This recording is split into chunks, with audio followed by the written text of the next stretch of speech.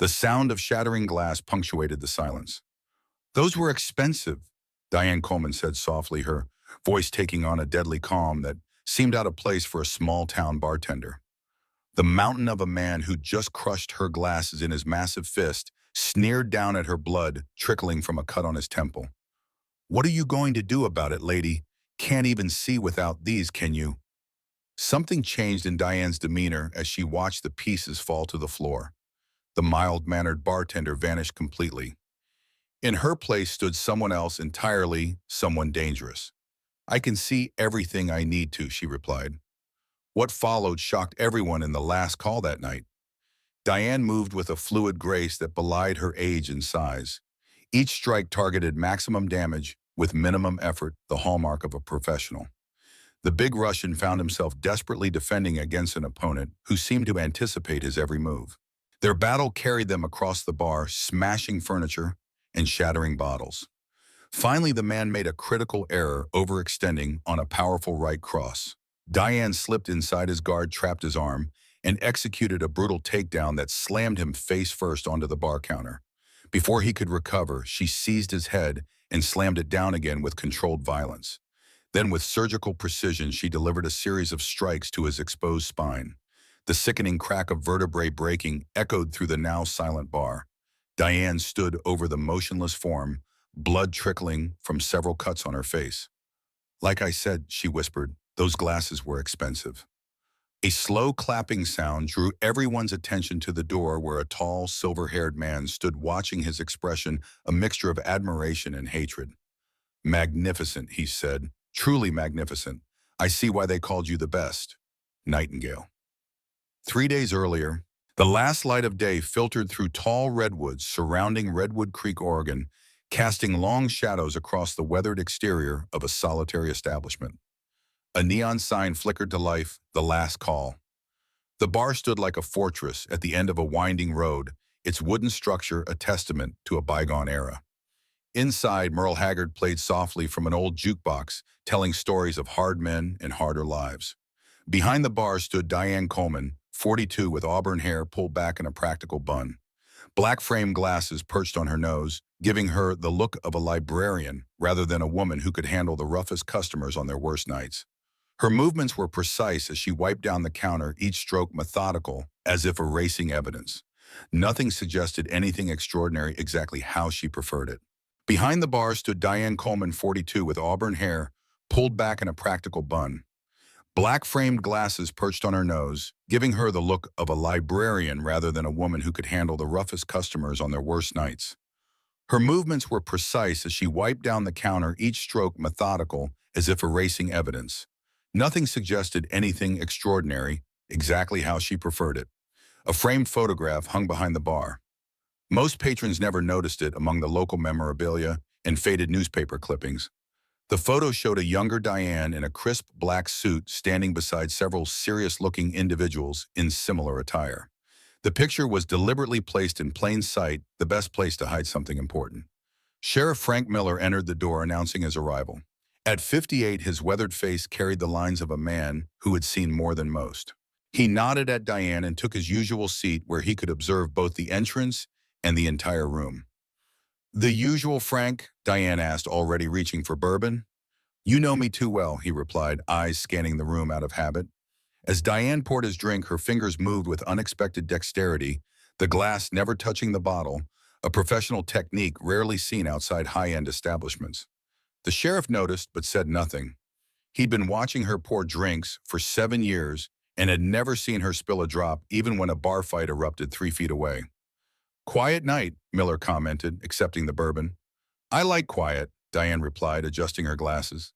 The silver ring on her left hand caught the light, revealing an engraving GS7 and a date 10/27/91. Miller's eyes lingered on the ring. "Jack home from school?" "Working on a history project. Something about the early 90s. A slight tension crossed Diane's face. "The Cold War. The Gulf War. Things best left in history books." The sheriff nodded slowly. "Some history has a way of finding its way back into the present." Their conversation was interrupted by the sound of motorcycles approaching, 3 heavy engines growling in the darkening night. Diane's posture changed imperceptibly. To an untrained eye, she was still the calm bartender. To Miller, she had shifted into something else entirely, a predator, assessing a potential threat. Three men entered, leather jackets bearing the emblem of the Black Wolves motorcycle gang. The leader, a bearded giant with arms like tree trunks, surveyed the room with the confidence of someone used to inspiring fear. "What can I get you, gentlemen?" Diane asked, her voice neutral. "Whatever's on tap," the leader replied, sliding onto a bar stool. His eyes drifted to the photograph behind the bar, lingering just a moment too long. As Diane poured their beers, a bottle crashed to the floor. The sound of breaking glass triggered something in her, a momentary freeze, a flicker of alertness that disappeared as quickly as it came. Miller noticed her hands steady themselves, the practiced motion of someone controlling an instinctive response. After the bikers left, Miller approached the bar. "Black Wolves are moving into the area. Started showing up about a month ago. Word is they're interested in more than just passing through." "I've noticed," Diane replied, her voice equally low. "3 visits this week. Always different men, always watching. They're linked to that development company that's been buying up property. Apex Development." Diane's fingers tightened almost imperceptibly around the glass she was cleaning. "The ones behind the resort project." Miller nodded. "Town meeting tomorrow night about it. Might want to attend."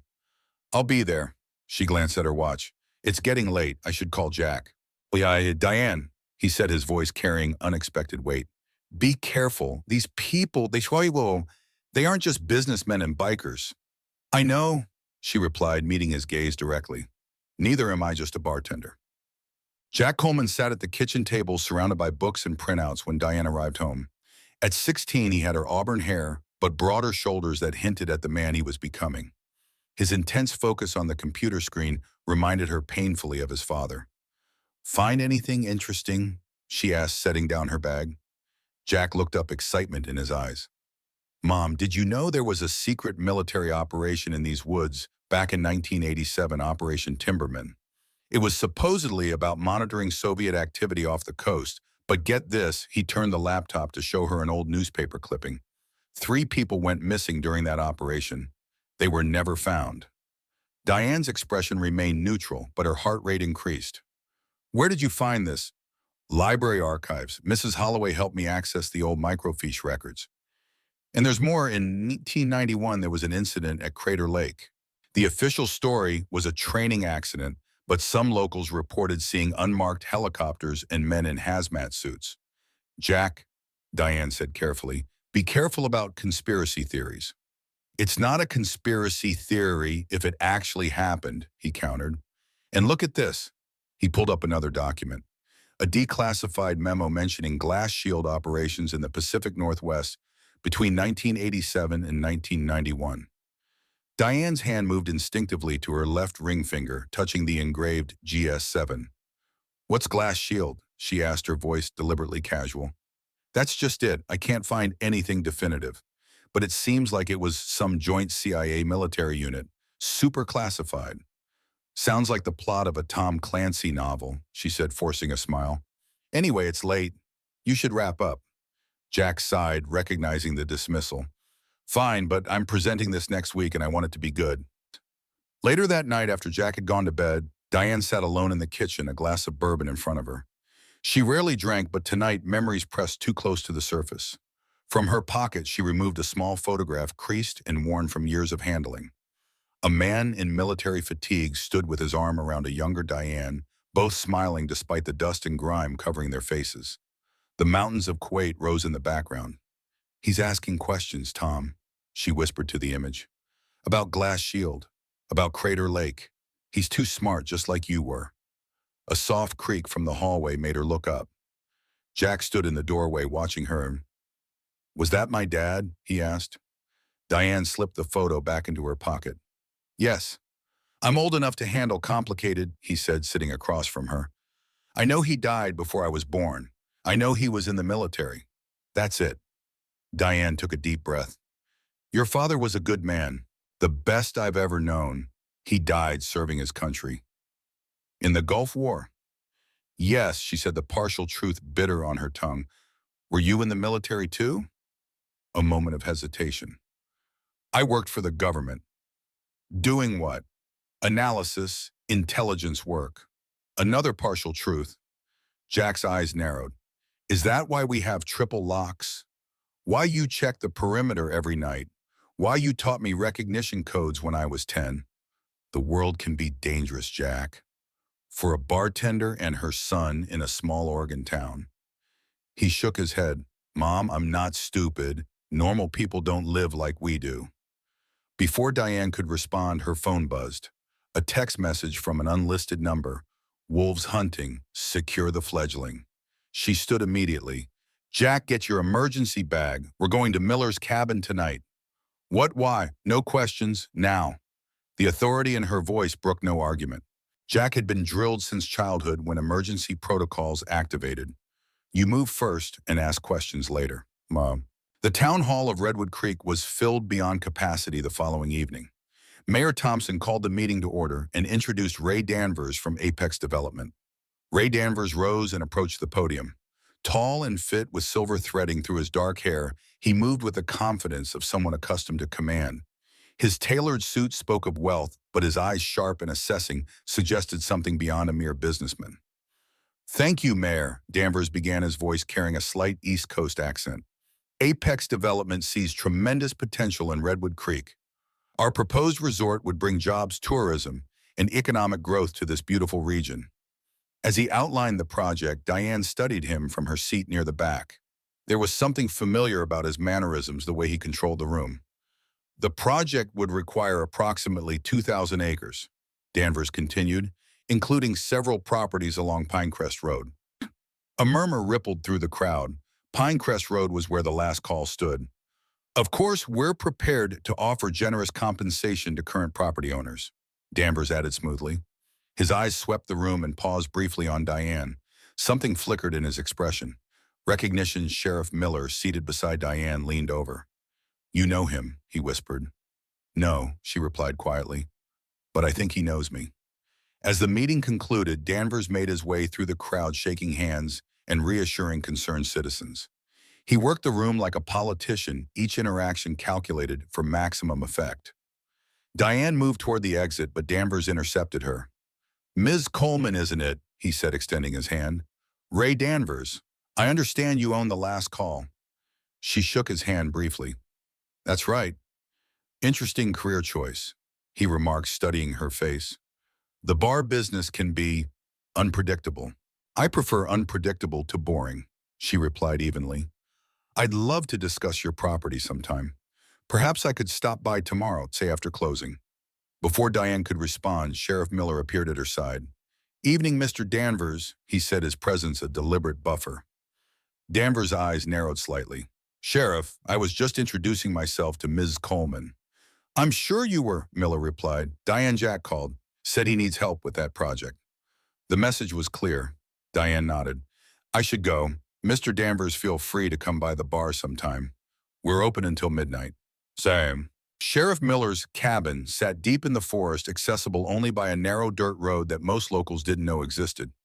It was a fortress disguised as a rustic retreat, reinforced walls, bulletproof windows, and security systems far beyond standard law enforcement protocols.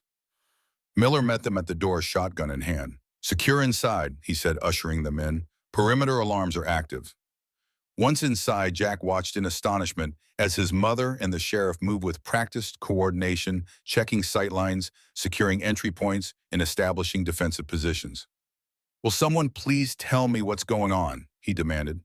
Miller and Diane exchanged glances. Finally, Miller nodded. Your mother and I, the sheriff began. We weren't always who we are now. Frank, Diane warned. He deserves to know, Diane, especially now. Miller turned to Jack. I was a Navy SEAL, Lieutenant Special Operations, served in Desert Storm among other operations. And my mom, Jack asked, looking between them. Miller deferred to Diane with a glance. She sighed, removing her glasses and rubbing the bridge of her nose. Without them, her eyes appeared sharper, more focused, the eyes of someone accustomed to threat assessment. I was part of a special unit, she said carefully. Designated Glass Shield, Joint CIA military operations, primarily counterintelligence and asset protection. Jack stared at her, connecting the dots with the research he'd been doing. Glass Shield, the operations in the Pacific Northwest. The Crater Lake incident. Yes, she confirmed. I was there. Your father too. So he wasn't just military, Jack said, his voice trembling slightly. He was, what, a spy and an operative, Diane corrected. One of the best. We both were. Glass Shield was formed in 1987, Diane explained. The Cold War was winding down, but intelligence operations were actually intensifying. Both sides were scrambling to secure assets, technology, and information before the collapse. I was recruited from the SEALs in '89, Miller added. Specialized infiltration and extraction. Your father was recruited around the same time, Diane continued. We met during training. He was Air Force Special Tactics. I was CIA Field Operations. What exactly did Glass Shield do? Jack asked. Officially, we secured American interests against foreign intelligence threats. Unofficial, we did whatever was necessary to protect national security. Our job was to identify and neutralize threats, Miller continued. The operation was centered right here in Redwood Creek. The town's logging industry provided perfect cover for Soviet agents to move around without raising suspicion. And Crater Lake, what happened there? Jack pressed. Diane's face darkened. By 1991, the Soviet Union was collapsing. Hardliners were desperate to maintain power. Some were willing to sell state secrets and technology to the highest bidder. We received intelligence about a Soviet scientist defecting with critical research, Miller explained. Something called Project Winterhawk. What was it? Jack asked. A tracking system, Diane said carefully. Advanced technology that could pinpoint the location of nuclear warheads based on their radiation signature. In the wrong hands, it could compromise the entire U.S. nuclear deterrent. Our mission was to extract the scientist and secure Winterhawk, Miller continued. The rendezvous point was Crater Lake remote, difficult to surveil, multiple escape routes. What went wrong? Jack asked, sensing the tension in both adults. Diane's hand moved unconsciously to her shoulder where an old wound ached with the memory. We were betrayed. Someone in our unit sold us out. The extraction turned into an ambush. Your father, Miller said gently. He saved the mission. Saved your mother, too. He created a diversion, Diane explained, her voice tight with controlled emotion. Drew enemy fire while I escaped with the scientist and Winterhawk. He was supposed to rendezvous with us at the secondary extraction point. He never made it, Jack concluded quietly. No, Diane confirmed. He didn't. Jack processed this revelation, connecting it to his fragmented understanding of his origins. So when you got pregnant with me, I already was, Diane said softly. I found out 2 weeks after the mission. Your father never knew he was going to be a dad. Miller refilled their glasses. After Crater Lake, Glass Shield was officially disbanded. The Cold War was ending. Priorities shifted to the Middle East after Desert Storm. But you kept Winterhawk, Jack said, the realization dawning. That's what this is about now. Someone's after it.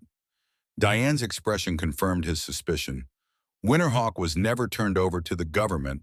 There were concerns about how it might be used. Your father and I had discovered something troubling about the technology. What? Jack pressed. It wasn't just a tracking system, she said grimly. In the wrong hands, it could be modified to become a targeting system. Imagine being able to remotely disable nuclear safeguards, or worse, initiate launches. A sudden beeping from Miller's security system interrupted their conversation. He moved quickly to a monitor. Vehicle approaching, he reported. Vehicle occupant. Diane was instantly alert, moving to retrieve a weapon from Miller's gun cabinet. Jack, back room, now. I'm not hiding, he protested. Not anymore. This isn't a debate, she snapped, checking the pistol with practiced ease. Backroom emergency protocols. Miller handed Jack a satellite phone. If anything happens, call the number programmed under Uncle Bob. Give the code phrase Winter Bear in your location. Help will come. Reluctantly, Jack retreated to the back room, but not before witnessing his mother's complete transformation. Gone was the bartender, replaced by someone he barely recognized, poised, deadly eyes calculating as she took up a position with clear sightlines to the entrance. Through the window, headlights approached slowly up the dirt road, then stopped short of the cabin. The driver's door opened, and a figure emerged, hands visibly empty. It's Danvers, Miller confirmed, peering through the blinds. Alone? Diane asked skeptically. Appears so, but I doubt it. Diane made a decision. Let him approach. Cover me. Miller nodded, taking position with his shotgun while Diane moved to the door. She opened it as Danvers reached the porch steps. Ms. Coleman, he called, remaining at a safe distance. We need to talk. About what, Mr. Danvers, she replied coolly. It's rather late for a business discussion. Not about real estate? He said, his voice carrying clearly through the rain. About Glass Shield? About Winterhawk? About Victor Orloff? The name hit Diane like a physical blow. Her face drained of color, and for a moment, raw hatred flashed in her eyes. Victor Orloff is dead. No, Danvers replied grimly. He's very much alive, and he's here in Redwood Creek. A moment of tense silence passed before Diane stepped back. Come inside, slowly. As Danvers entered the cabin, Miller kept his shotgun trained on the man's chest. Danvers raised his hand slightly, showing he was unarmed. You can search me, he offered. Already did, Diane replied. Your walk from the car to the porch told me everything I need to know. You're carrying a sidearm under your left arm, probably a Glock 19. Backup piece on your ankle, likely a compact .380. You favor your right side, slightly old injury. And you're wearing body armor under that expensive shirt. Danvers smiled thinly. You haven't lost your touch, Nightingale. The use of her code name confirmed Diane's suspicions. Who are you really?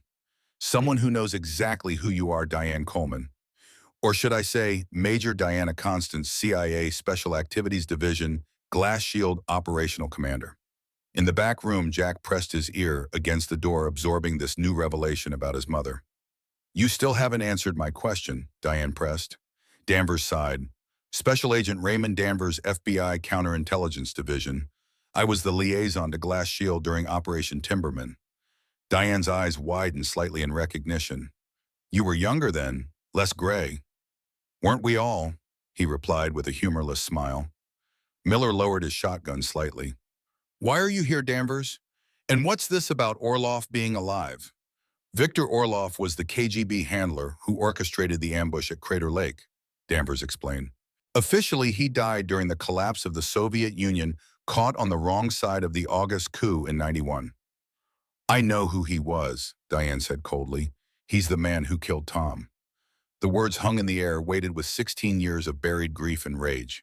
Jack felt a chill run through him, hearing for the first time the name of the man who had murdered his father. After the Soviet collapse, Orloff went off-grid. Danvers continued. Rumors placed him everywhere from South America to the Middle East. 3 months ago, he resurfaced in connection with a series of high-profile technology thefts. And now he's here, Diane concluded, her voice dangerously steady, for Winterhawk.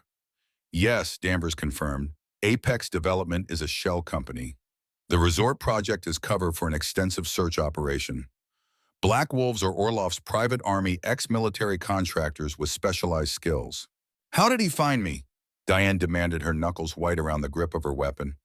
The same way I did, Danvers replied. 7 years is a long time in one place, Diane. You got comfortable. Started leaving traces. The photograph behind your bar facial recognition software has come a long way since 1991. Diane absorbed this anger and fear warring within her. If you found me and Orloff found me, who else knows? That's why I'm here, Danvers said gravely. 2 days ago, we intercepted communications suggesting Orloff has made a deal to sell Winterhawk to North Korean intelligence. The buyer arrives in 3 days. We need to secure the device before then. And if I don't have it, Diane challenged. Danvers met her gaze steadily. We both know you do. It's why you stayed off-grid all these years. It's why you chose this remote location. It's why you're still alive, because Orloff needed you to lead him to it. Miller interjected. Even if she has it, why would she give it to you? Glass Shield didn't exactly part ways with the FBI on good terms.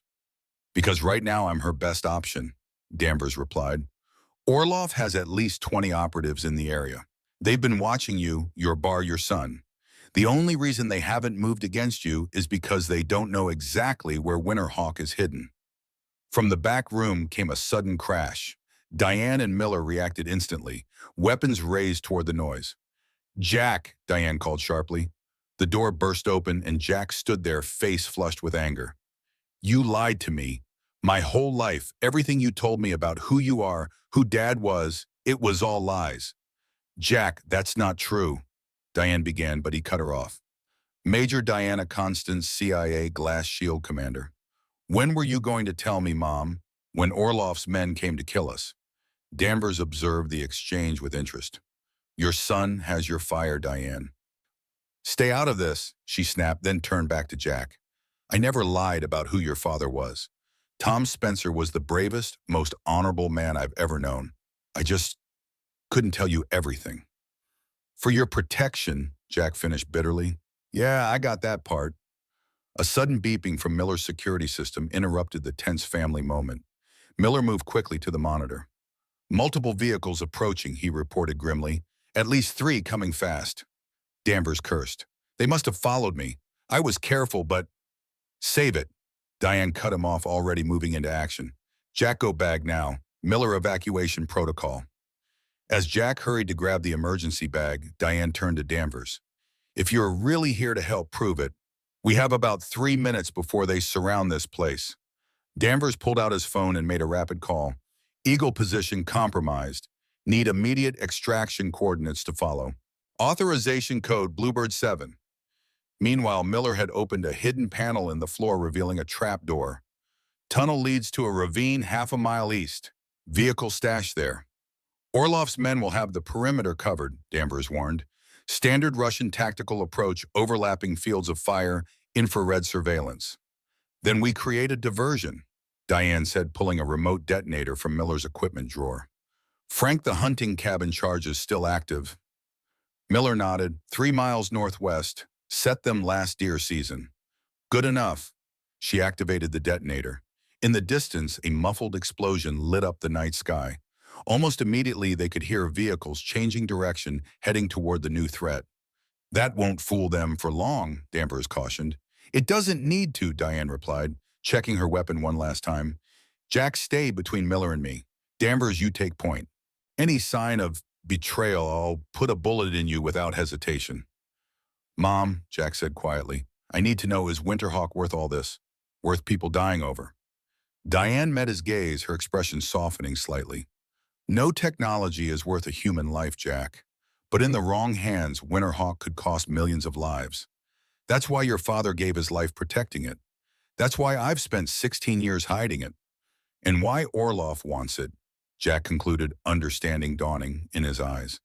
Yes, now stay close and do exactly as I say. They descended into the tunnel, Danvers leading with a tactical flashlight, Diane guarding the rear.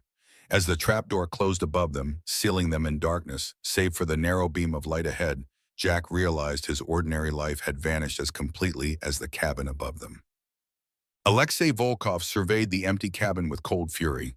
They had missed their targets by minutes. The tunnel entrance stood open, a clear invitation to follow, or a trap. Sir, one of his men reported. We found these. He held up a pair of black-framed glasses. In the tunnel. Volkov took them, a smile slowly spreading across his face. She's getting sloppy. Age catches up to everyone, even legends. He activated his radio. Mr. Orloff, targets have fled underground. Permission to pursue? The response came immediately. No, return to base. I know exactly where she's going. Sir. The bar, Alexei. She'll go back to her bar. That's where Winterhawk has been all along. The jeep emerged from the forest onto a back road that would eventually lead to Redwood Creek. In the distance, the lights of the small town glowed dimly through the rain. Somewhere in that cluster of buildings was the last call in a confrontation 16 years in the making. As they approached the outskirts of town, Diane turned to Jack, her expression softening briefly. Whatever happens next, remember your father was a hero, and everything I've done, every lie, every move, was to protect you and his legacy. I know, Jack replied, surprising himself with the certainty in his voice. I think I've always known. Diane squeezed his hand briefly, then her expression hardened again as she turned to Miller and Danvers. We have one shot at this. Let's make it count. The last call stood dark and silent when they arrived, approaching from the bum alley to avoid being seen from the main road. Diane led them to a service entrance, unlocking it with a key hidden in a seemingly solid brick. Security system, Danvers asked in a whisper. Already disabled remotely, she replied. I have protocols in place. They entered the darkened bar, moving silently through the familiar space that now seemed alien in the context of their situation. Diane led them directly to the storage room and the hidden door behind the liquor boxes. "Jack, you've never seen this room," she said as she entered the code on the keypad. "It's time you did." The door swung open, revealing the command center Diane had maintained for years.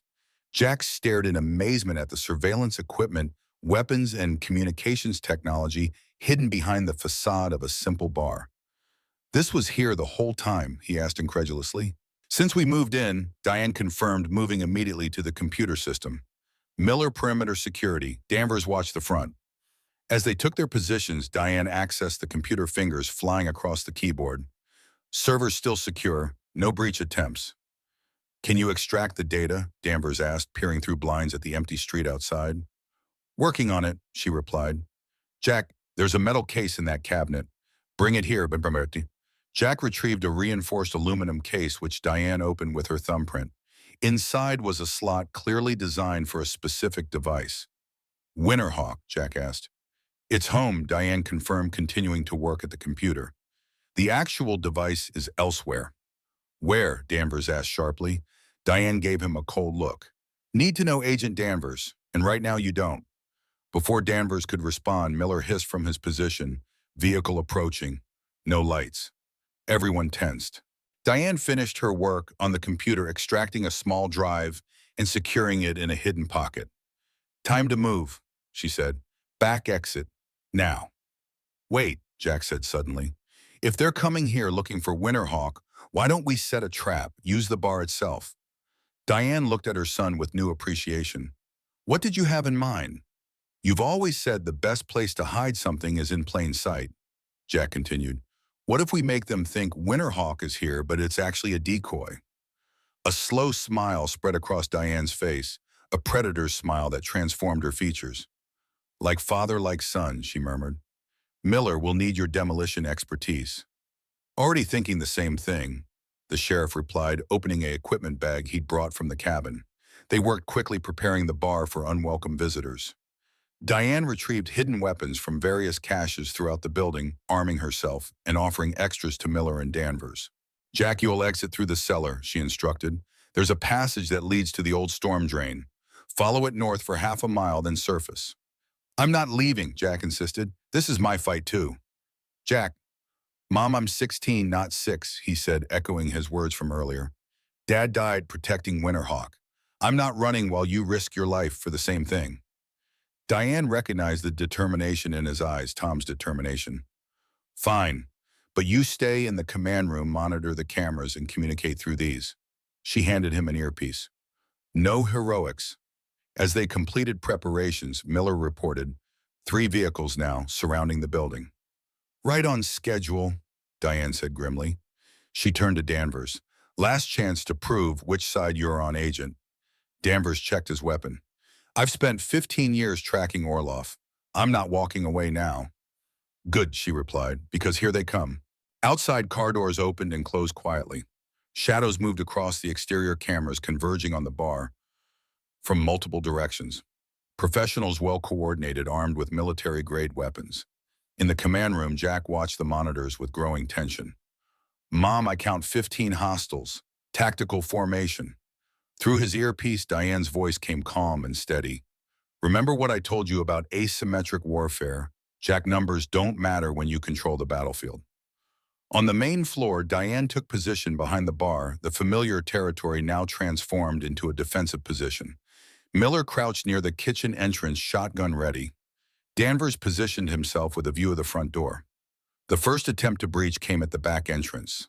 The door opened silently, professional infiltrators us disabling the standard lock with ease. What they didn't expect was the secondary system Diane had installed years ago.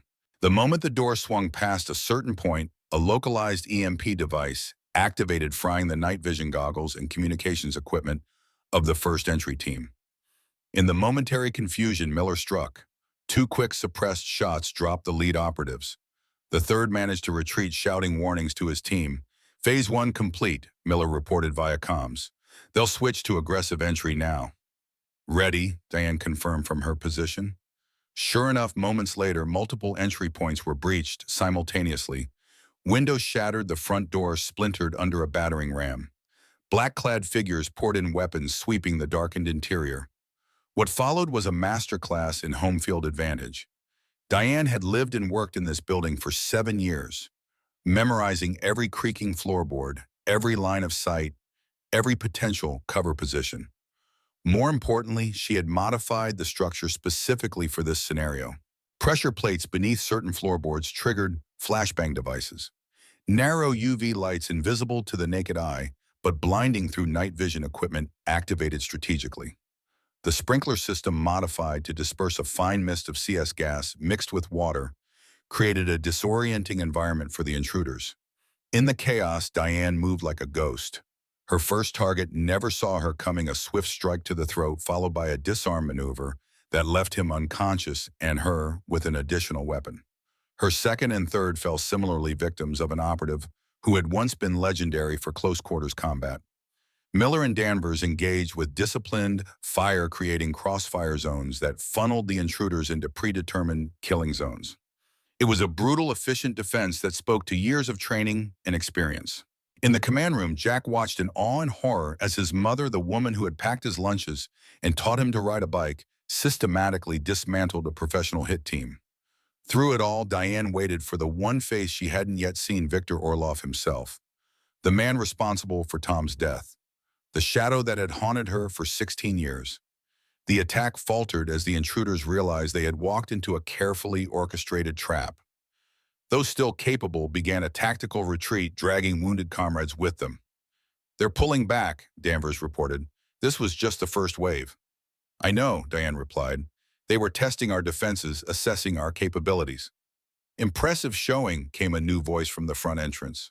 A tall figure stood silhouetted against the dim light from outside, apparently unconcerned about presenting himself as a target. Diane's blood ran cold.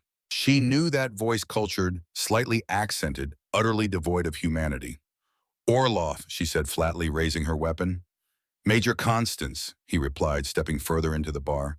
"Or do you prefer Diane Coleman these days, the simple bartender living her quiet life in a forgotten town?"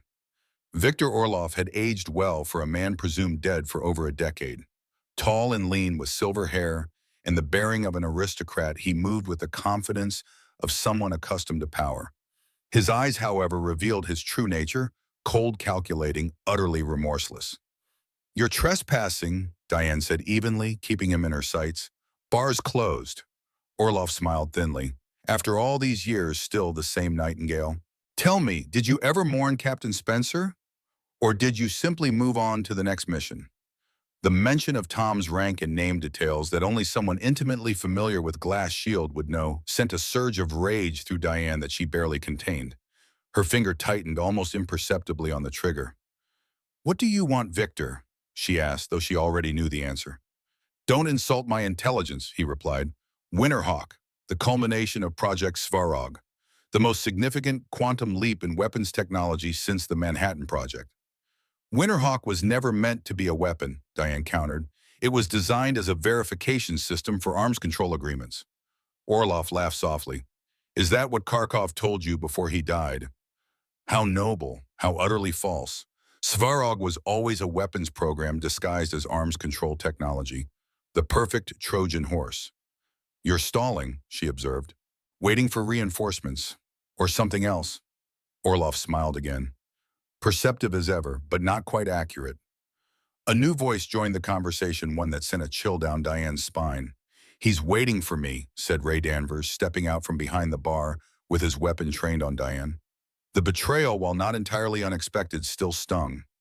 Diane kept her expression neutral, even as her tactical assessment of the situation plummeted from difficult to nearly impossible. "Agent Danvers," she acknowledged coldly. "Or should I say, Agent Double." Danvers had the grace to look slightly uncomfortable.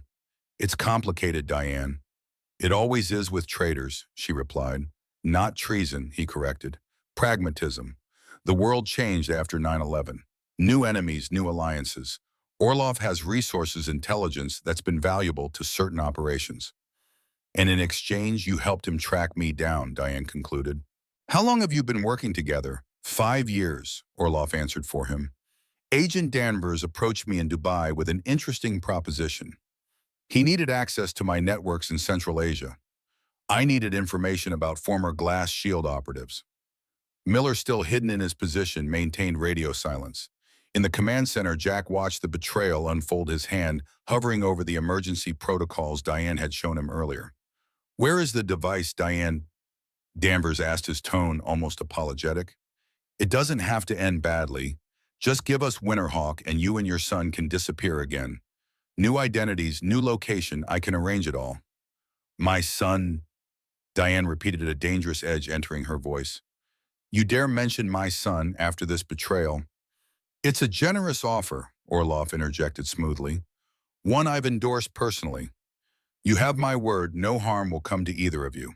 "The word of the man who murdered Tom Spencer," Diane said flatly. "Forgive me if I don't find that reassuring." Orloff sighed theatrically. Captain Spencer's death was regrettable but necessary. He chose his side, as we all must. "Enough reminiscing," Orloff finally said. "The Winterhawk device, Major. Now." "Or what?" Diane challenged. Orloff smiled coldly. "Or I send my men to find young Jack. I believe he's monitoring us right now, isn't he? In your little command center behind the storage room." Jack froze at the mention of his name, a chill running down his spine. Diane's expression didn't change, but her grip on her weapon tightened. "You touch my son, and there won't be a place on this earth where you can hide from me." "Such devotion," Orloff remarked. "Captain Spencer would be proud." "Tell me, does the boy know how his father really died? How he begged for his life at the end?" "Tom Spencer never begged for anything in his life," Diane replied, her voice deadly quiet. "Perhaps not," Orloff conceded, "but he did scream. Quite impressively, actually." It was a calculated provocation designed to make Diane lose control. Instead, she smiled, a cold, predatory expression that momentarily unsettled both men. "You know what your mistake was, Victor. You left witnesses. The research team wasn't entirely civilian. One of them was Glass Shield deep cover, unknown even to most of the unit. They saw everything recorded, everything, including your face when you personally executed Tom." Outside, the unmistakable sound of helicopter rotors grew louder. Floodlights suddenly illuminated the street, and amplified voices ordered everyone to exit the building with hands visible. Orloff's expression hardened. "This isn't over, Nightingale." "For tonight it is," she replied. In a blur of movement, Orloff drew a concealed weapon and fired at Diane.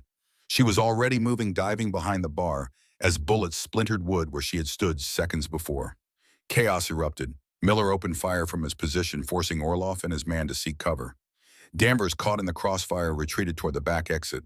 One of Orloff's men burst through the side door, the massive Alexei Volkov that Diane had recognized from previous bar visits. He aimed directly at Miller, forcing the sheriff to duck for cover.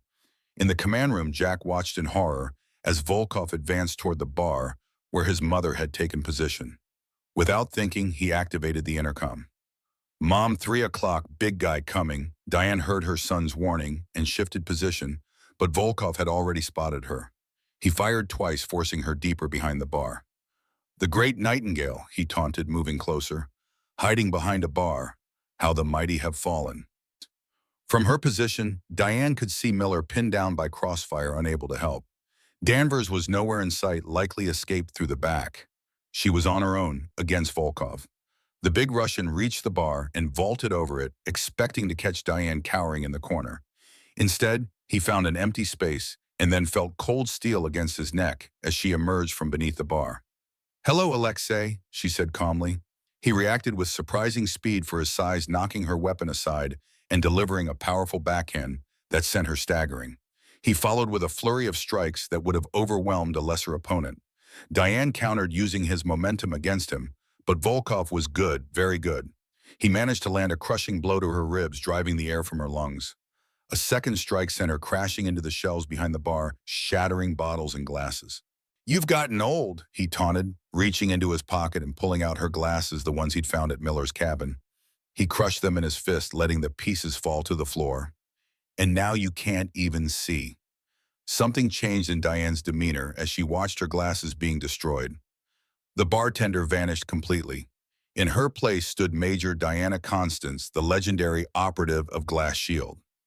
Those were expensive, she said softly, her voice taking on a deadly calm. What followed shocked even Jack, who thought he'd seen the extent of his mother's abilities. Diane moved with a fluid grace that belied her age and injuries. Each strike targeted maximum damage, with minimum effort, the hallmark of a master combatant. Volkov found himself desperately defending against an opponent who seemed to anticipate his every move. When he attempted a counterattack, she was already gone, striking from a new angle. Their battle carried them across the bar, smashing furniture and shattering bottles. Finally, Volkov made a critical error, overextending on a powerful right cross. Diane slipped inside his guard, trapped his arm, and executed a brutal takedown that slammed him face first onto the bar counter. Before he could recover, she seized his head and slammed it down again with controlled violence. Then, with surgical precision, she delivered a series of strikes to his exposed spine. The sickening crack of vertebrae breaking echoed through the now silent bar. Volkov went limp, his body sliding to the floor. Diane stood over him, breathing heavily, blood trickling from several cuts on her face. The bartender was gone, replaced entirely by the operative she had once been. "Like I said," she whispered to the motionless form, "those glasses were expensive." A slow clapping sound drew her attention to the storage room entrance, where Orlov stood watching his expression, a mixture of admiration and hatred. "Magnificent," he said. "Truly magnificent. I see why they called you the best." "It's over, Victor," Diane replied, aware of tactical teams now breaching the building's perimeter. "Winterhawk is gone. The data is destroyed." "Is it?" he asked skeptically. "Or is it with your son crawling through some hidden tunnel to safety? You always were predictable in your devotion, Diane." Before she could respond, Miller appeared behind Orlov, his shotgun pressed against the Russian's spine. "Drop your weapon," he ordered, slowly. Orlov complied, his movements deliberate. "Sheriff Miller, or should I say, Lieutenant Miller, Navy SEAL Team 6, another ghost from the past." As the tactical team secured the building, Orlov looked directly at Diane, a smile playing at the corners of his mouth. "Until next time, Nightingale," he said softly. "Give my regards to young Jack." As Orlov was led away, Diane felt a chill that had nothing to do with the night air now flowing through the shattered windows of her bar. Somehow, despite the chaos and apparent defeat, Viktor Orlov had achieved at least part of his objective. He now knew for certain that Winterhawk still existed. And worse, he knew Jack was involved. The battle was over, but the war had just begun. Miller approached Diane as the tactical team secured the scene. "You okay, well?" he asked quietly. She nodded, wincing slightly at the pain in her ribs. "Jack, safe," Miller confirmed. "Command center secure." Relief washed over her, momentarily replacing the adrenaline that had sustained her through the fight. "Danvers gone," Miller replied grimly, "slipped out during the chaos." As dawn began to break over Redwood Creek, light filtered through the shattered windows of the last call, illuminating the destruction within. Amid the debris, a tactical team leader approached Diane. "Ms. Coleman," he said, "there's someone here who'd like to speak with you." Diane turned to see a man in a well-tailored suit standing in the doorway. Though they had never met, she recognized him immediately from intelligence briefings years ago. "Deputy Director Reynolds," she acknowledged. "You're a long way from Langley." "Major Constance," he replied, using her former title. "Or do you prefer Ms. Coleman these days?" "Depends on what you're here for," she answered carefully. Deputy Director Reynolds surveyed the wreckage of the last call with clinical detachment. In his tailored suit, he looked entirely out of place among the shattered glass and splintered wood. Three tactical team members flanked him, their weapons at the ready, despite Orlov having been secured in a transport vehicle outside. "You've made quite a mess, Major," Reynolds observed. "I didn't start this fight," Diane replied, her voice steady despite the fatigue and pain setting in. "And I'm not a major anymore. Haven't been for 16 years. Reynolds smiled thinly. "The agency never quite saw it that way. Officially, you've been on deep cover assignment all this time." "Convenient fiction," Diane said, wiping blood from a cut on her cheek. "What do you want, Reynolds?" "Same thing everyone seems to want tonight." He glanced around the destroyed bar. "Winterhawk." Jack emerged from the command center, escorted by a tactical team member. Seeing his mother bloodied but standing, he rushed to her side. "Mom, are you okay?" Diane embraced him briefly, then positioned herself slightly in front of him, a subtle protective gesture not lost on Reynolds. I'm fine, she assured Jack before addressing Reynolds again. My son stays out of this. Reynolds studied Jack with interest. Thomas Spencer's son, he has his father's eyes. He turned back to Diane. The boy is already in this, whether you like it or not. Orloff knows who he is, what he means to you. Miller approached shotgun still in hand, though pointed downward. Maybe we should continue this conversation somewhere more secure. Reynolds nodded. My team has established a command post at the local sheriff's office. Your colleague, Sheriff Thompson, has been most accommodating. Thompson's involved? Miller asked, surprised. The Bureau briefed him an hour ago. Limited details, need-to-know basis. Diane's tactical mind processed this new information. If the local sheriff had been brought into the loop, this operation had official sanction at the highest levels. Not just CIA, but interagency coordination. Jack stays with me, she stated firmly. Non-negotiable. Of course, Reynolds agreed too easily. Family should stay together in times of crisis. The Redwood Creek Sheriff's Office buzzed with activity. FBI agents in tactical gear moved purposefully between makeshift workstations. Satellite communication equipment had been set up in the conference room, and digital maps of the surrounding area covered the walls. Sheriff Thompson, a heavy-set man in his early 60s, looked distinctly uncomfortable with the federal takeover of his domain. He nodded respectfully to Miller as they entered. Frank, he greeted his colleague. Hell of a night. You could say that, Miller replied dryly. Reynolds led them to a private office at the back of the building. Once inside, he dismissed the tactical team, but positioned two agents outside the door. Please sit. He gestured to chairs around a small conference table. Diane remained standing. I prefer a clear view of the exit. Reynolds smiled faintly. Some habits never change. He took a seat himself, setting a tablet computer on the table. Let's get to the point. 16 years ago, you went off-grid with a piece of technology that, by all rights, should have been turned over to the proper authorities. The proper authorities had already demonstrated they couldn't be trusted, Diane countered. Glass Shield was betrayed from within. Someone high up sold us out at Crater Lake. Ancient history, Reynolds dismissed. Not to me, Diane said coldly. Not to my son, who grew up without a father because of that betrayal.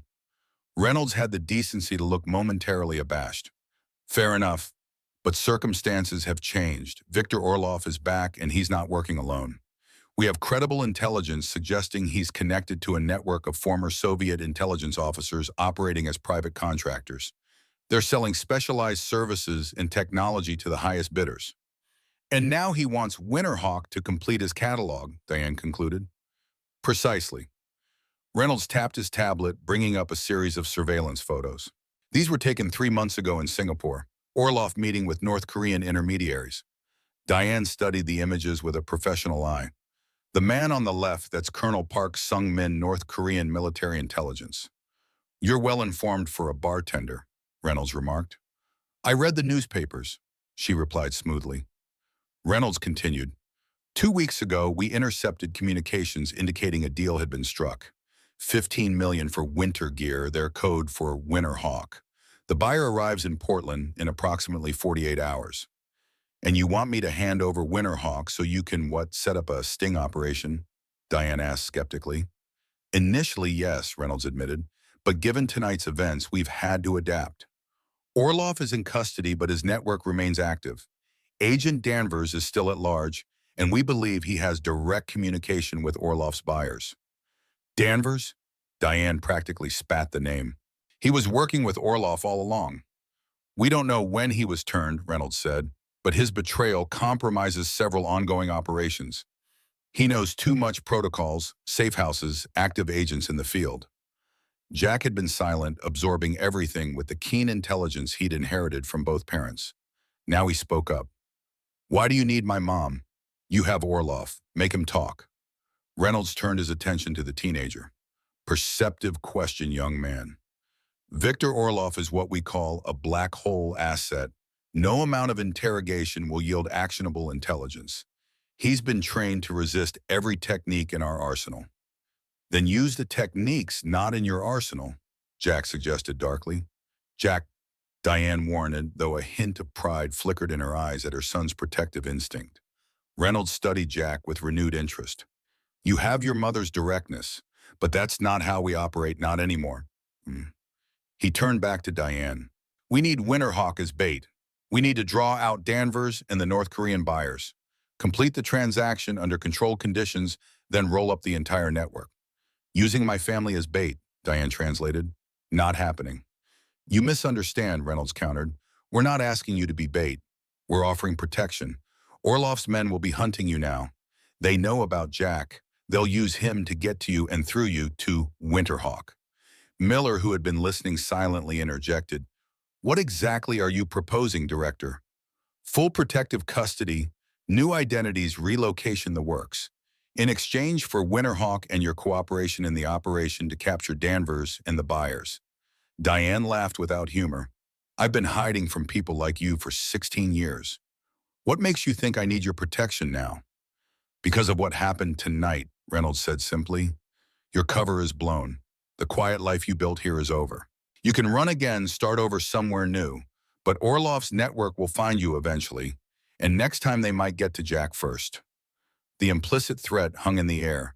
Diane's expression hardened, but before she could respond, a commotion erupted outside the office. Raised voices, followed by the sound of a scuffle. The door burst open, and a tactical team leader appeared looking agitated. Sir, we have a situation. Orloff's transport has been attacked. He's gone. Reynolds was on his feet instantly. When where? 2 miles south of town. Professional hit thermite charges on the engine block precision fire to disable the escort vehicles. No survivors among the transport team. Diane moved immediately to Jack, positioning herself between him and the door. This facility is compromised. We need to move now. Reynolds was already barking orders into his radio. Full lockdown. I want air support roadblocks on every route out of town. And get me satellite coverage of the area. Turning to Diane, his expression grave. This changes things. Orloff is loose and he knows you're here. Which is exactly why we're leaving, Diane replied, her mind already calculating escape routes. You can't outrun this, Major, Reynolds insisted. Not with your son. Let us help you.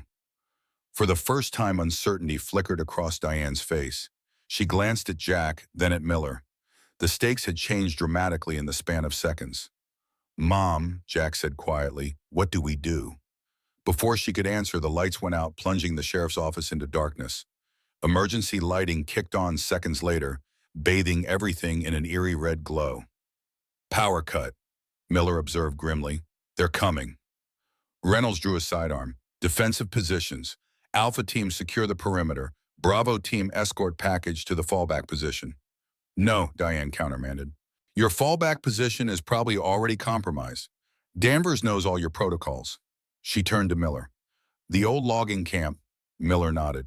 Accessible only by the fire service road. Defensible. We'll take my Jeep, Diane decided. Jack stays with me. Reynolds looked like he wanted to argue, but thought better of it. Take Davis and Wong with you, he said, indicating 2 of his tactical team members. I'll coordinate the defense here, buy you some time. Diane hesitated, then nodded curtly. She recognized the tactical necessity, even if she didn't fully trust Reynolds. If you survive this, meet us at the camp in 3 hours. Come alone, or don't come at all. As they prepared to move out, Jack pulled his mother aside. Mom, what about Winterhawk if it's not at the bar and not with us? Don't worry about that now, she whispered. One crisis at a time. The sound of gunfire erupted from the front of the building. Reynolds' radio crackled to life. Contact front, multiple hostiles, heavy weapons. Go, Reynolds urged. We'll hold them here. Diane, Jack Miller, and the 2 agents moved quickly toward the rear exit. As they reached the door, Diane paused, looking back at Reynolds. Deputy Director, she called.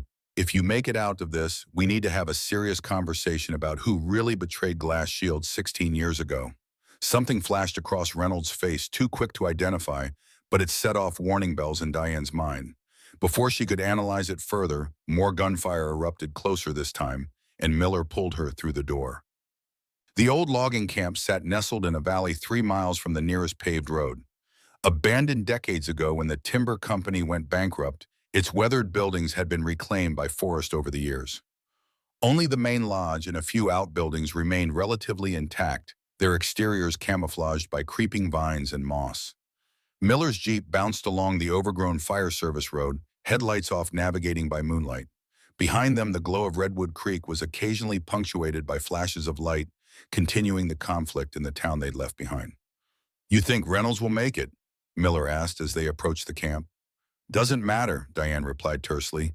"We can't wait for the cavalry on this one." They parked the Jeep in a dilapidated equipment shed, concealing it from aerial observation. The two CIA agents, Davis and Wong, immediately began securing the perimeter while Miller led Diane and Jack to the main lodge. Inside, the building was surprisingly well maintained. What appeared abandoned from the outside revealed itself to be a fully equipped safe house. Generator power, communications equipment, supplies, everything needed for an emergency situation. "You've been busy," Diane observed, taking in the preparations. "After you moved to town, I figured it was only a matter of time before the past caught up," Miller explained. "I've been setting this place up for years, off the books, off the grid." Jack explored the space with curiosity. "This is like something out of a spy movie." "Life imitating art," Miller remarked dryly. He moved to a cabinet and removed several weapons, offering one to Diane. "Still prefer the SIG." She accepted the PE with a nod of appreciation. Some things don't change. While Miller briefed the CIA agents on the camp's defenses, Diane pulled Jack aside. "I need you to listen carefully."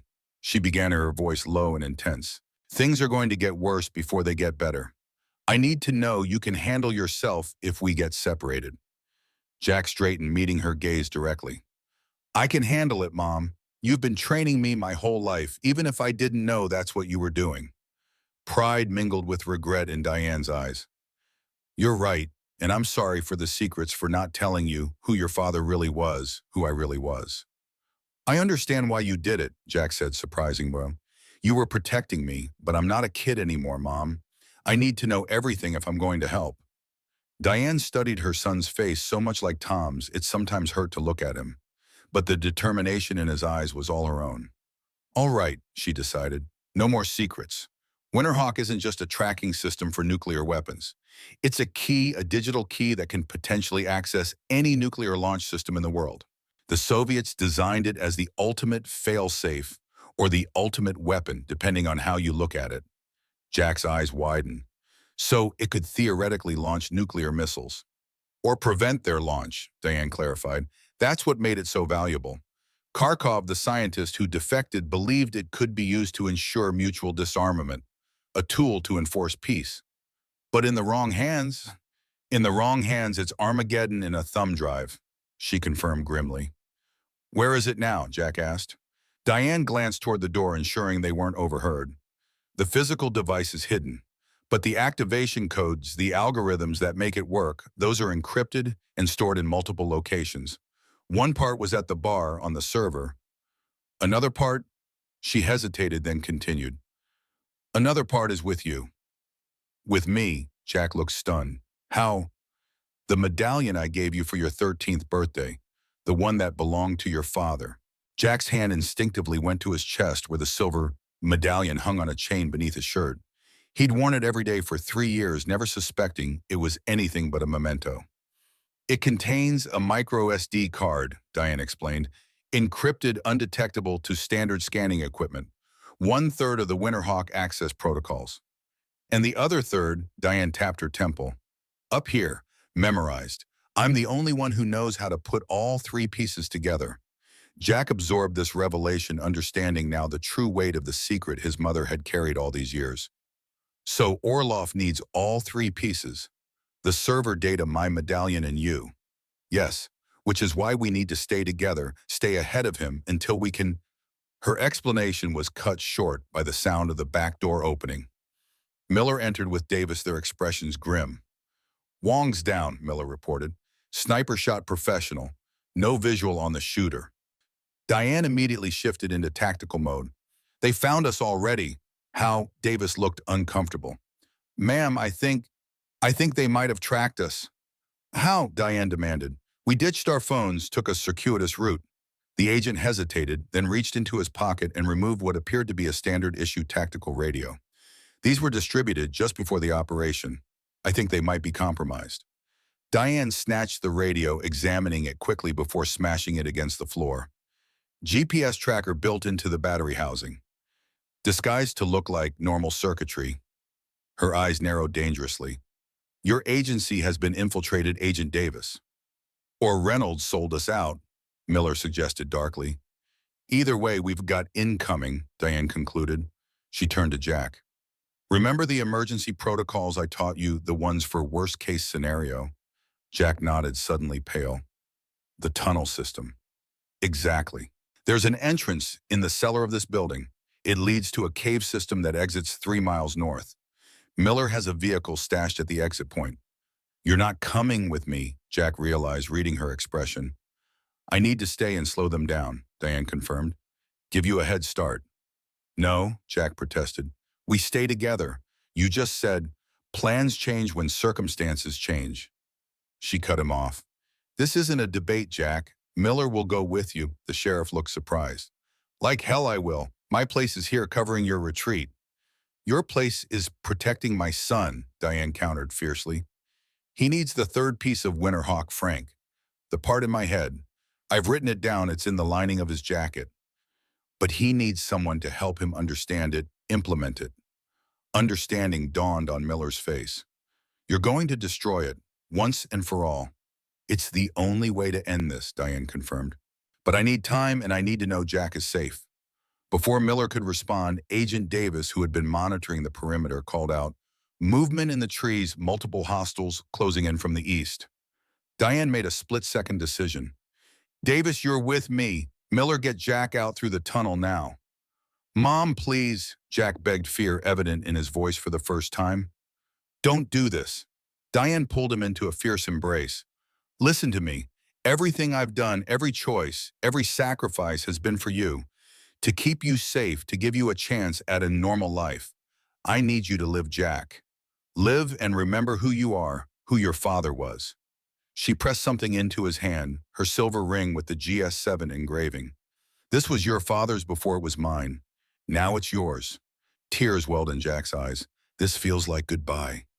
It's not goodbye, she assured him, though they both heard the uncertainty in her voice. It's just tactical separation. We'll rendezvous at the fallback point. A bullet shattered the window, embedding itself in the wall behind them. Davis returned fire through the broken glass. Go, Diane urged, pushing Jack toward Miller. Now.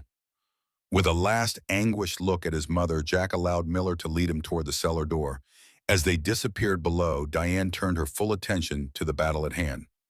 Davis, what's our situation? John. The agent had taken up position by the window. I count at least 12 hostiles moving in coordinated pairs. Professional formation.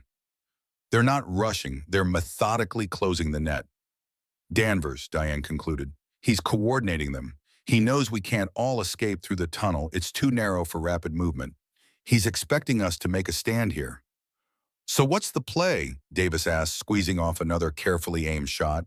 A grim smile spread across Diane's face.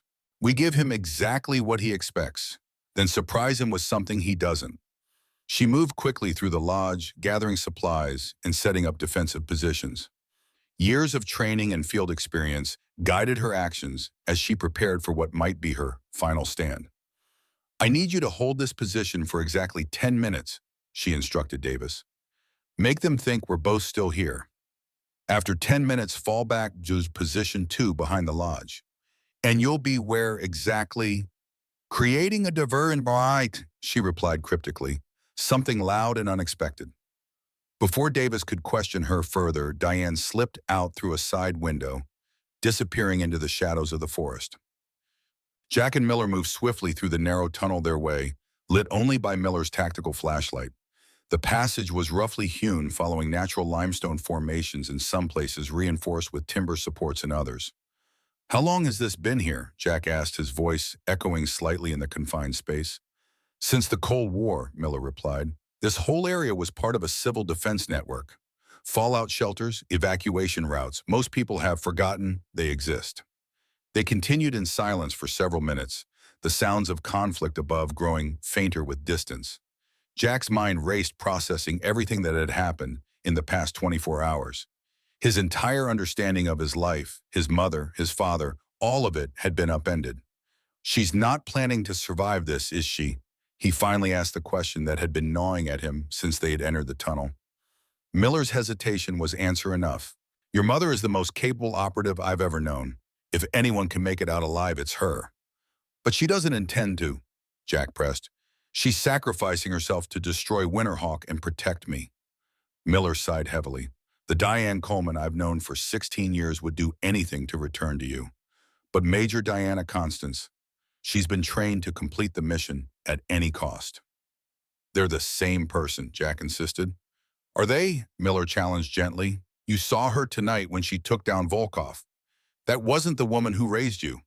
That was Glass Shield's top operative, the Nightingale.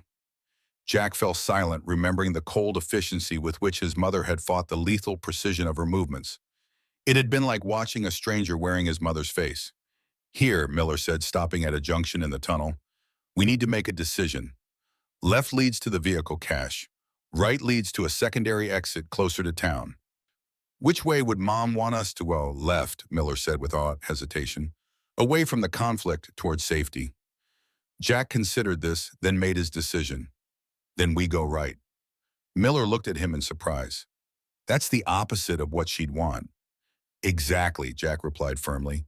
If Danvers knows about the tunnel system, he'll have people waiting at the vehicle cache. Mom would expect us to follow her instructions, which means Danvers will expect the same. We need to do the unexpected. A reluctant smile crossed Miller's face. You really are your mother's son. He pointed the flashlight down the right-hand tunnel. This way, then. It'll bring us out near the old railroad bridge. As they changed course, Jack felt the weight of his mother's ring in his pocket and the medallion against his chest. 3 pieces of Winterhawk scattered for safety. His mother had entrusted him with 2 of them, a responsibility he was only beginning to understand. Tell me about Glass Shield, he requested as they walked. The real story, not the sanitized version. Miller was quiet for a moment, as if deciding how much to reveal. It started as a joint task force CIA military special operations NSA technical specialists, the best of the best assembled to counter Soviet black operations in the final years of the Cold War. And my parents were part of it. They were the heart of it, Miller corrected. Your father was tactical command, your mother was field operations. Together they made Glass Shield the most effective covert unit in U.S. history. Until Crater Lake, Jack prompted. Miller's expression darkened. Until Crater Lake, the mission was supposed to be routine, extract a defector, secure valuable intelligence. But someone tipped off the Soviets. They were waiting for us. Your father, he recognized the ambush seconds before it was sprung. He pushed your mother to safety, covered the extraction team's retreat, and died in the process, Jack finished quietly. He died a hero, Miller affirmed, but the betrayal, it broke something in your mother. In all of us. Glass Shield was disbanded weeks later officially because of the changing geopolitical landscape. Unofficially because no one knew who to trust anymore. And no one ever found out who betrayed you. Miller's silence spoke volumes. You know, don't you, Jack realized, or at least you suspect. There were theories, Miller admitted reluctantly. Your mother had hers, I had mine. But without proof, what was my mother's theory? Miller hesitated again. She believed it went all the way to the top, that someone in Washington decided Glass Shield had become too effective, too independent, that Winterhawk was too powerful to remain in military hands. And what did you believe? I thought it might have been someone closer, someone within the unit itself. Jack processed this, connecting it to what he'd witnessed over the past day. Danvers. He was always too smooth, too political, Miller acknowledged, but there was never any evidence linking him to the ambush. Until now, Jack pointed out, until he showed up working with Orloff. They reached the end of the tunnel, a crude wooden door blocking their path. Miller checked it carefully before easing it open. Cool night air rushed in, carrying the distant sounds of sirens from Redwood Creek. We're about a mile from town, Miller said, getting his bearings.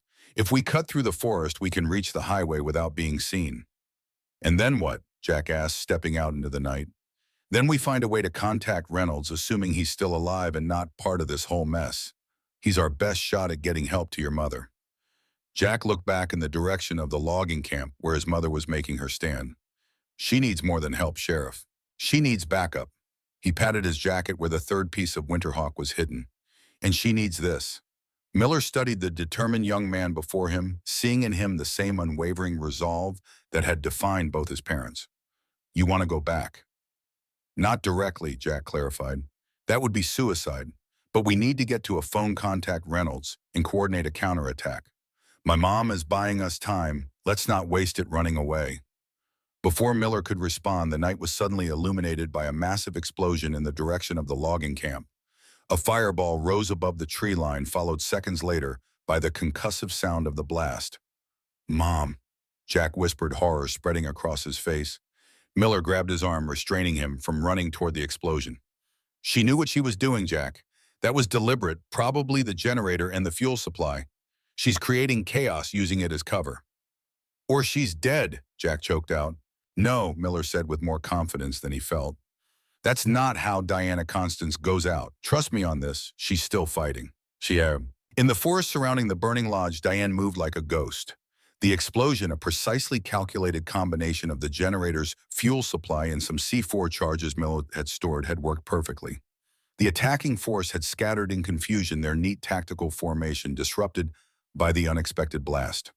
Through her night vision scope, she counted 8 men regrouping, receiving orders through their comms. And their directing operations from a covered position 50 yards back was not Danvers as she'd expected, but Ray Danvers himself. Diane's blood ran cold. If Danvers was personally leading this assault, the stakes were even higher than she'd thought. He wasn't just a former colleague gone rogue, he was a central player in whatever game was unfolding. She circled around, moving with the practiced silence that had earned her the code name Nightingale.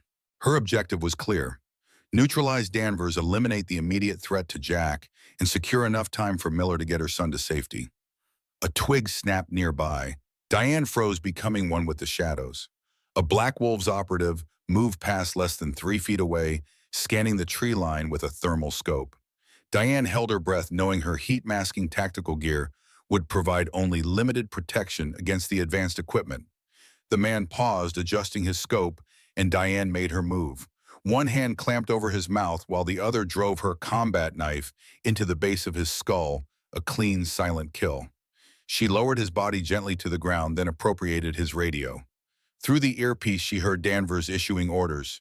Team 2, sweep the north perimeter. The tunnel entrance has to be somewhere in that sector.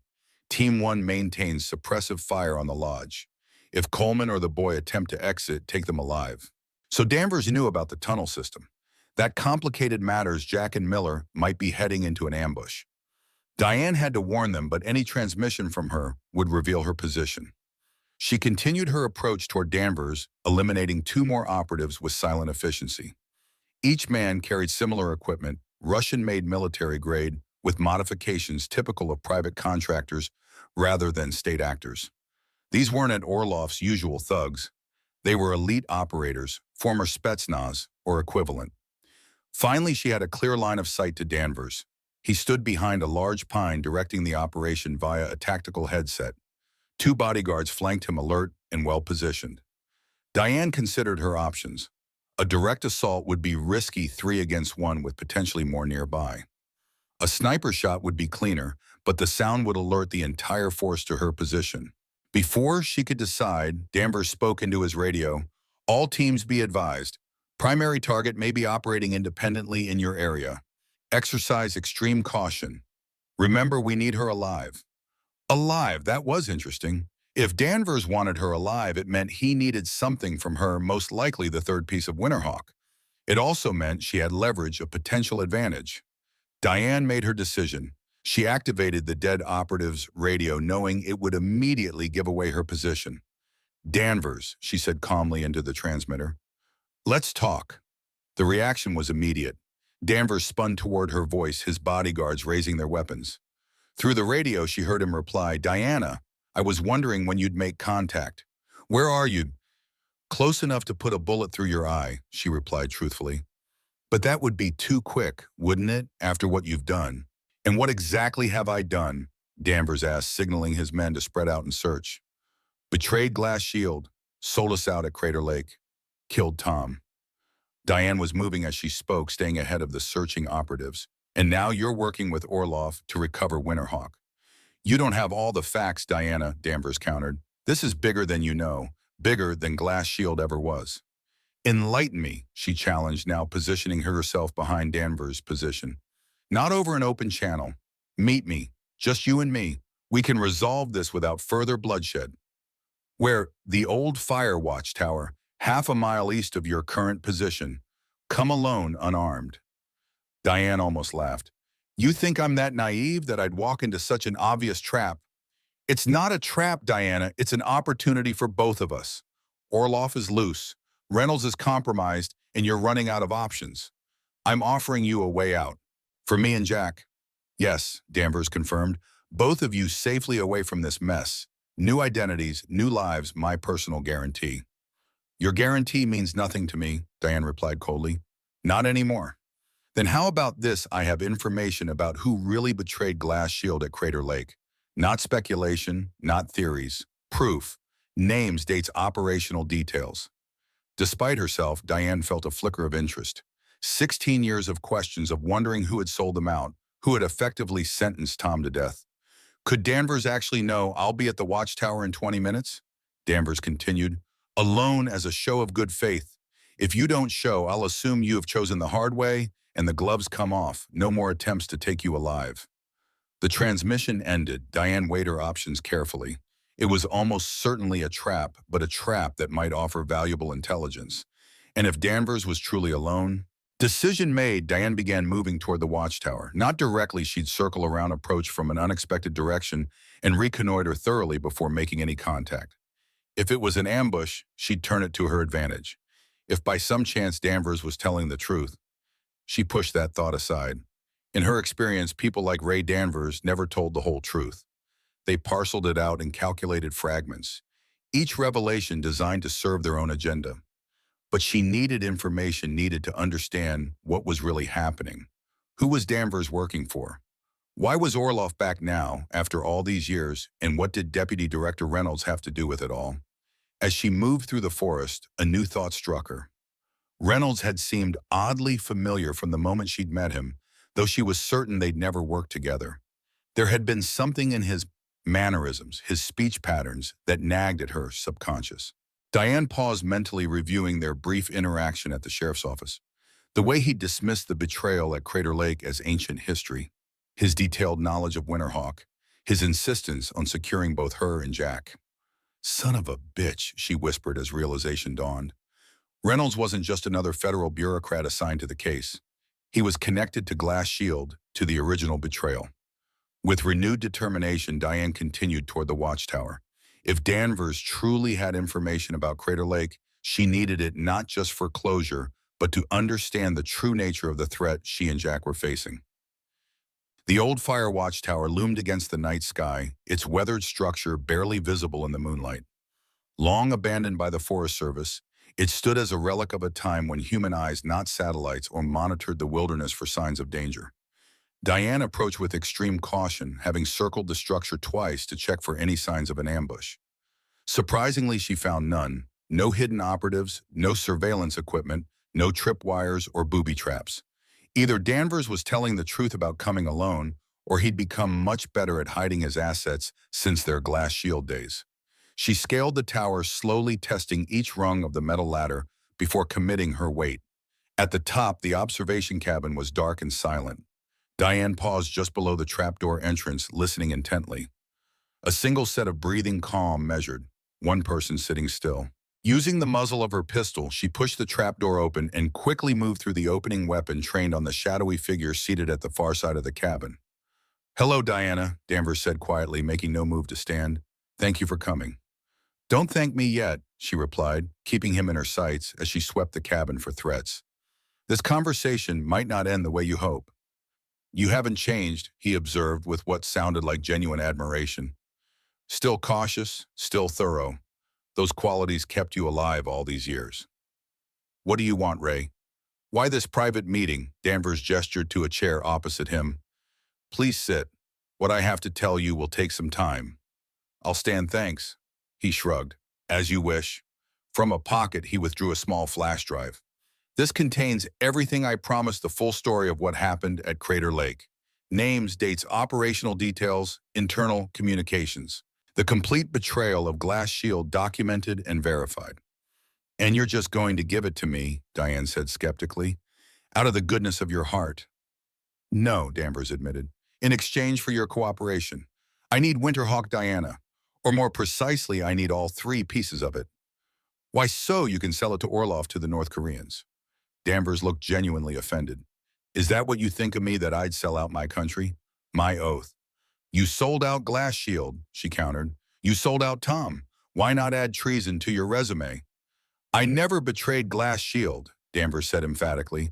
I've been protecting what's left of it, including you, for 16 years. Diane's finger tightened imperceptibly on the trigger. Explain, Danvers took a deep breath. After Crater Lake, certain elements within the intelligence community became concerned about Winterhawk. Not just its potential as a weapon, but as a symbol of a new kind of warfare, digital, untraceable, potentially apocalyptic. A decision was made at the highest levels to track the technology, monitor its development, and if necessary, control its deployment. By whom? The CIA, NSA. Higher, Danvers said significantly. A joint oversight committee with representatives from multiple agencies reporting directly to the National Security Council. Operation Oversight, they called it. A compartmentalized unit tasked with monitoring and controlling sensitive intelligence assets that might threaten national security. And you were part of this committee, field operative assigned to track former Glass Shield members and identify potential security risks. Danvers met her gaze directly. You were at the top of the list, Diana. You had the expertise, the motivation, and most importantly, you had Winterhawk, or at least part of it. So you've been watching me for 16 years. Diane concluded, a chill running through her at the implication. All this time, thinking I was hidden. You were good, Danvers acknowledged. Very good. We lost you completely for the first 5 years. Then there was a sighting in Idaho, nothing concrete, just a facial recognition hit from a traffic camera. After that, small traces, a pattern of movements, a preference for certain types of locations, specific security measures at your residences. Until Redwood Creek, Diane said bitterly, where I stayed too long, got too comfortable. It was the photograph behind the bar, Danvers confirmed. Amateur mistake, keeping a piece of your past in plain sight. Diane felt a surge of self-recrimination. The photograph had been a connection to Tom, to the life they'd shared before everything went wrong, a sentimental indulgence that had ultimately compromised her security. And Orlov, where does he fit into this elaborate story of yours? Viktor Orlov was presumed dead after the Soviet collapse, Danvers explained. When he resurfaced in Dubai 5 years ago, it presented an opportunity. He had connections to remnants of the old KGB, access to black market technologies from the former Soviet Union. I was tasked with infiltrating his network, gaining his trust. By helping him find me, Diane concluded coldly. By controlling the flow of information, Danvers corrected. Everything Orlov learned about your whereabouts came through me. I could accelerate or delay as needed depending on operational requirements. And what operational requirement led you to bring him to my doorstep to endanger my son? Danvers had the decency to look uncomfortable. North Korea. They've been developing their nuclear program for years, but their command and control systems remain vulnerable. Winterhawk would give them the ability to secure those systems against external interference or potentially access other nations' systems. So the exchange in Portland is real, Diane said, pieces falling into place. Orlov really is selling to the North Koreans. Yes, but under controlled conditions. The plan was to allow the exchange to proceed to a certain point, then intervene, capture the North Korean buyers, neutralize Orlov, and secure Winterhawk once and for all. With me and Jack as collateral damage, Diane observed bitterly. No, Danvers insisted. The plan was to bring you in beforehand. Reynolds' offer was genuine protective custody, new identities, a fresh start. Reynolds, Diane repeated, focusing on the name. Tell me about him. Who is he really? Danvers hesitated, studying her face. What do you suspect? I suspect he's connected to Crater Lake, to the original betrayal. His reaction when I mentioned it was telling. Danvers nodded slowly. You always were perceptive. Yes, Reynolds is connected to Crater Lake. In fact, he was intimately involved in the decision that led to the ambush. Who is he? Diane demanded, a dangerous edge entering her voice. Reynolds is Robert Kelvin, Danvers said quietly, Deputy Director of Operations for Glass Shield at the time of Crater Lake. He was the one who gave the order to leak the extraction details to the Soviets. The revelation hit Diane like a physical blow.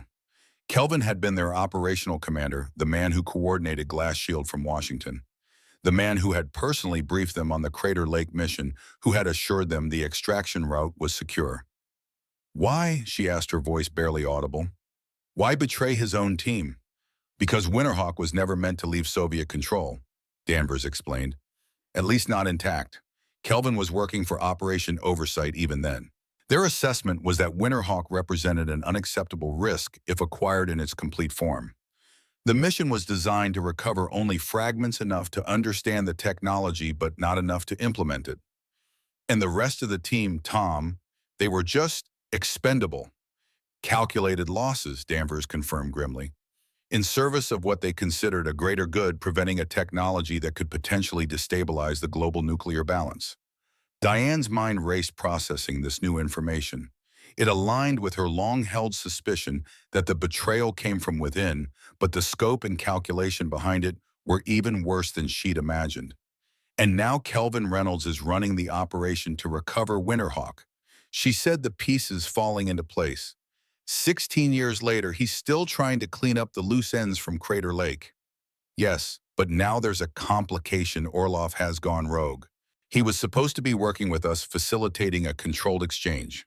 Instead, he's decided to sell to the highest bidder, keep the money for himself. And you, where do you stand in all this? Danvers met her gaze directly. Somewhere in the middle. I've been playing both sides for years, feeding Orlov enough information to maintain my cover while protecting certain assets for Operation Oversight. Assets like me and Jack, Diane translated. Yes. Why do you think you had 7 years in Redwood Creek? I could have given Orlov your location years ago. Instead, I fed him false leads, kept him chasing shadows while you built a life for yourself and Jack. Diane studied him, looking for any sign of deception. Could Danvers be telling the truth? Had he actually been running a deep cover operation all these years, playing a dangerous game between Orlov and his own agency? If what you're saying is true, she said finally, then you've effectively signed your own death warrant by telling me about Kelvin. Probably, Danvers agreed with a grim smile. But I'm tired, Diana, tired of the lies, the manipulation, the sacrifice of good people for political expedience. What happened to Glass Shield to Tom, it was wrong. And I've been complicit in the cover-up for too long. Diane made her decision. She lowered her weapon. What do you propose? Relief flashed across Danvers' face. We need to move quickly. The exchange in Portland is scheduled for tomorrow night at a shipping container facility at the port. Orlov will be there personally to oversee the transfer. And Kelvin will have a tactical team in place to intercept, Diane concluded. Exactly. A perfect opportunity to eliminate Orlov, secure Winterhawk, and tie up all loose ends, including us. So what's the play? Danvers handed her the flash drive. First, review this. It contains everything you need to know about Kelvin's operation, including communication protocols, tactical placements, extraction plans. Then we find your son and Miller. And then, a slow, predatory smile spread across Danvers' face. Then we change the game. Orlov thinks he's selling Winterhawk to the North Koreans. Kelvin thinks he's intercepting that sale. Neither of them knows that the technology is incomplete without all three pieces, and that you and Jack are the only ones who know how to combine them. We use that advantage to draw them both out. Diane surmised, a matching smile forming on her lips. More than that, Danvers corrected.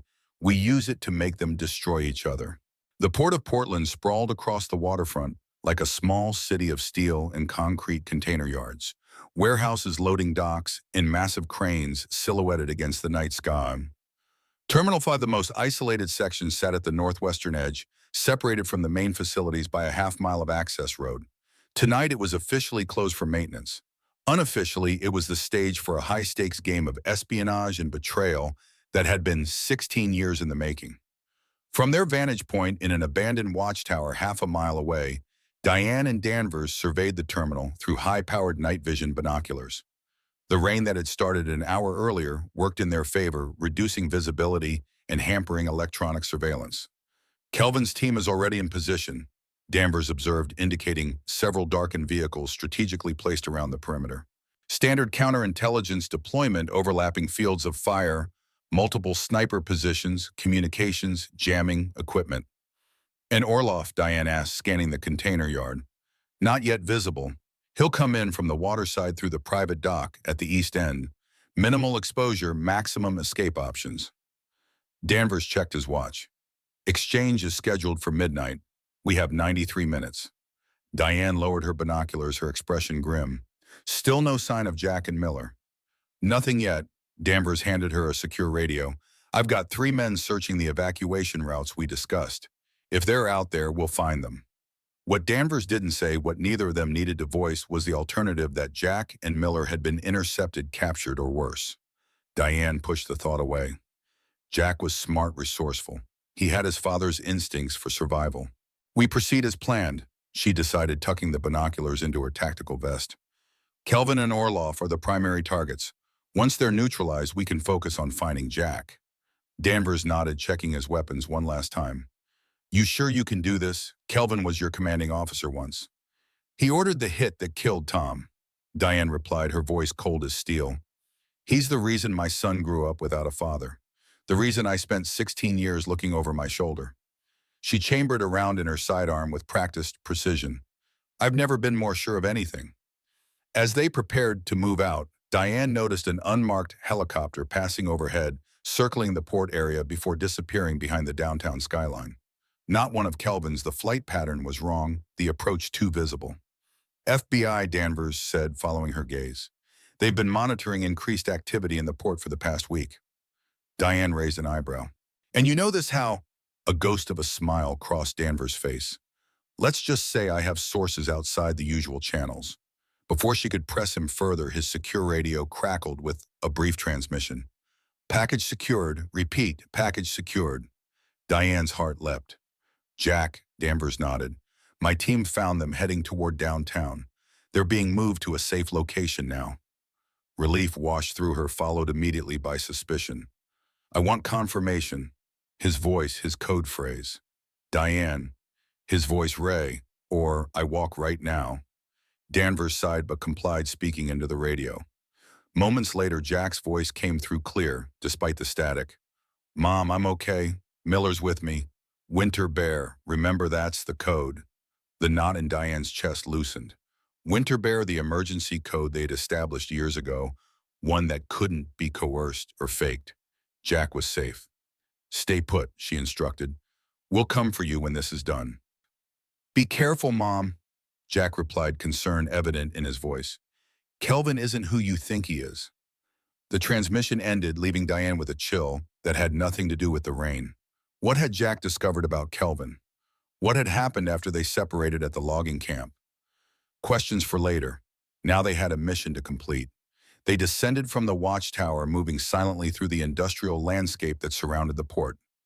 Their plan was elegant in its simplicity. Let Kelvin and Orloff begin their deadly dance, then intervene at the critical moment, using their knowledge of both operations to maximum advantage. As they approached the perimeter of Terminal 5, Danvers held up a hand, signaling a halt. Patrol, he whispered, pointing to a shadow moving between containers. They waited motionless as the guard passed within 20 feet of their position. The man wore standard tactical gear with no identifying insignia, one of Kelvin's contractors, judging by his movement pattern and equipment. 12-minute rotation, Danvers noted after the guard had passed. Professional but predictable. Just like Kelvin, Diane remarked. He always was a stickler for protocol. They continued their approach using the massive shipping containers for cover. The terminal was a labyrinth of steel boxes stacked 3 and 4 high, creating canyons and corridors that could be either protective shelter or deadly trap, depending on who controlled the high ground. According to the intelligence Danvers had provided, the exchange would take place in a clearing at the center of the container yard, a small open area surrounded by stacks of containers with clear sight lines for Kelvin's snipers positioned on the gantry cranes above. Kelvin's command post will be here, Danvers indicated on the tactical map they'd memorized. Mobile Operations Center disguised as a maintenance vehicle. 3-man team inside coordinating the surveillance and tactical response. And our entry point, service tunnel beneath the main terminal building, comes up 50 yards from the exchange point, minimal electronic surveillance. They reached the administration building without incident, using the guard rotation schedule to time their movements. The service entrance was locked, but Danvers made short work of it with a specialized electronic bypass tool. CIA issue, Diane asked, recognizing the device. Personal upgrade, Danvers replied with a hint of pride. Some habits die hard. The service tunnel was narrow and damp, barely tall enough to stand upright. They moved by the light of small red LEDs, preserving their night vision while minimizing detectability. The air grew progressively damper as they approached the waterfront, carrying the pungent smell of the river and industrial chemicals. Something's been bothering me, Diane said as they neared the exit point. Why did Orloff attack the logging camp? If he was after Winterhawk, why not wait for the exchange in Portland? Danvers hesitated before answering. Orloff doesn't trust Kelvin. He wanted insurance, you or Jack, preferably both, to ensure he wasn't walking into a trap. And was he walking into a trap? Of course, Danvers confirmed. Kelvin never intended to let Orloff walk away from this exchange. Once Winterhawk was secured, Orloff would become a loose end. Too dangerous to leave alive, too knowledgeable to risk capture by third parties. Professional courtesy at its finest, Diane remarked dryly. They reached the end of the tunnel, a maintenance hatch that opened into a drainage culvert near the container yard. Danvers checked his watch again. 38 minutes to exchange. Orloff should be arriving any time now. As if on cue, they heard the low rumble of a boat engine quickly cut as it approached the private dock. Diane and Danvers exchanged glances, then carefully opened the hatch, emerging into the rain-soaked night. Jack Coleman sat in the back of a nondescript van, studying the man who had introduced himself as Special Agent Thornton, FBI Counterintelligence Division. Beside Jack, Sheriff Miller maintained a watchful silence, his weathered hand never straying far from his concealed sidearm. Your mother's operation is unsanctioned, Thornton was saying, his voice carrying the clipped precision of a career federal agent. Deputy Director Reynolds Kelvin, as you know him, has been under Bureau surveillance for months.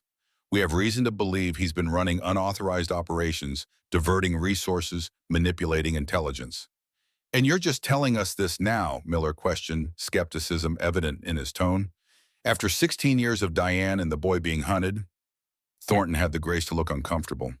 The Bureau wasn't aware of the full situation until recently. Agent Danvers brought us evidence suggesting a long-term conspiracy within certain intelligence circles. Operation Oversight Glass Shield, the Crater Lake incident, it's all connected to a larger pattern of off-book activities. Jack leaned forward. So when my mom takes down Kelvin tonight, you'll swoop in and take credit. We're providing operational support, Thornton corrected. Surveillance extraction capabilities, legal cover if things go sideways. The Bureau has no interest in Winterhawk itself, only in bringing rogue operators to justice. Miller and Jack exchanged skeptical glances. In their experience, federal agencies always had ulterior motives, especially when advanced technology was involved. Why should we trust you? Jack asked bluntly. Thornton reached into his jacket, withdrawing a worn photograph. He handed it to Jack, who studied it with growing astonishment. The image showed a much younger Thornton in military fatigues standing beside an equally young Tom Spencer, Jack's father. Tom Spencer saved my life in Panama, Thornton said quietly. 1989 operation classified to this day. I owe him a debt I can never repay. When Danvers approached me with evidence that the men responsible for his death were still operating within our intelligence community, I made it my mission to help. Jack stared at the photograph, tracing his father's features with a finger. The resemblance between them was striking, the same determined set of the jaw, the same perceptive eyes. I never knew him, Jack said softly. Only stories my mom told. He was the best of us, Thornton replied. Principled, skilled, unwavering in his commitment to what was right, not just what was ordered. He reclaimed the photograph, tucking it carefully away. That's why I'm here tonight. Not for the Bureau, not for some technology, for Tom. For the first time since being rescued by Thornton's team, Jack felt the tension in his shoulders ease slightly. The agent's words rang true, a personal mission, not just a professional one. What happens now? Miller asked, still cautious but less openly hostile. We monitor the operation at Terminal 5. If everything goes according to plan, we'll extract all friendlies once Kelvin and Orloff are neutralized. If things go sideways, Thornton patted the tactical radio at his belt. We have a quick reaction force standing by. Full tactical team, helicopter support, Bureau credentials to override any local response. Jack thought of his mother facing down two of the most dangerous men in her world without knowing she had this additional layer of support. The worry must have shown on his face because Thornton leaned forward, his expression earnest. Your mother is a legend, Jack. Nightingale. Even in the Bureau, operatives still talk about her exploits. If anyone can pull this off, it's her. And it was meant to be reassuring, but Jack couldn't help remembering his mother's face as she'd pushed him toward the tunnel at the logging camp, determined, fearful, resigned to whatever sacrifice might be necessary to keep him safe. We should be there, he said suddenly, decisively. Not sitting in a van waiting for news. We should be there to help. Miller nodded in agreement. The boy's right. Diana might need backup she can trust. Thornton shook his head. Too risky. Danvers was explicit you were to be kept safely away from the operation. Danvers isn't my commanding officer, Miller pointed out. And the last time I checked, the FBI doesn't have jurisdiction over private citizens making their own decisions. A standoff ensued, Thornton's professional caution against Jack and Miller's determination. Finally, the agent sighed in resignation. I can't take you into an active operation zone, he said firmly, but I can position our surveillance team closer to the action. You stay in the vehicle behind our perimeter. Deal. Jack and Miller exchanged glances, then nodded in unison. It wasn't ideal, but it was better than sitting miles away, helpless and uninformed. As the van started moving toward Terminal 5, Jack felt the weight of his father's medallion against his chest. 2 pieces of Winterhawk, the medallion, and his mother's ring, now in his possession. The third piece, the activation sequence his mother had memorized, now written down and hidden in his jacket lining. Together, they represented power beyond measure. Apart, they were just trinkets with sentimental value. Much like his family, Jack realized his mother, his father's memory, and himself. Only together did they form something complete, something meaningful. Whatever happened tonight, he would ensure that legacy remained intact. The exchange point at Terminal 5 was eerily silent as midnight approached. Rain continued to fall, drumming against the metal containers and forming shallow puddles on the concrete. From their concealed position behind a stack of containers, Diane and Danvers watched as Kelvin's team made final preparations: communication checks, weapons, verification, position, confirmations. Orloff's boat had docked 15 minutes earlier, but his team remained aboard, likely conducting their own surveillance before committing to the exchange. It was textbook caution on both sides, neither willing to expose themselves fully until necessary. 3 minutes, Danvers whispered, checking his watch. Orloff's punctual, if nothing else. Diane nodded, her focus absolute as she scanned the area for any sign of a double cross. The plan was straightforward: allow the exchange to begin, then use the inevitable tension between Kelvin and Orloff to create an opening. When the shooting started, and it would start, given the mutual distrust between the parties, she and Danvers would target the leadership, leaving the foot soldiers to fight among themselves. As predicted, at exactly midnight, Orloff emerged from his boat, flanked by 4 men in tactical gear. They moved with military precision toward the clearing, each man scanning different sectors, weapons held at the ready. Simultaneously, Kelvin exited his command vehicle, a modified maintenance truck parked at the edge of the clearing. 2 bodyguards accompanied him, while his tactical team maintained their positions around the perimeter. The 2 men approached each other, stopping at a predetermined distance that kept both within speaking range but beyond easy striking distance. Even from her position, Diane could read the body language: rigid, hostile, wary. Kelvin, Orloff greeted, his accented voice carrying clearly in the night air.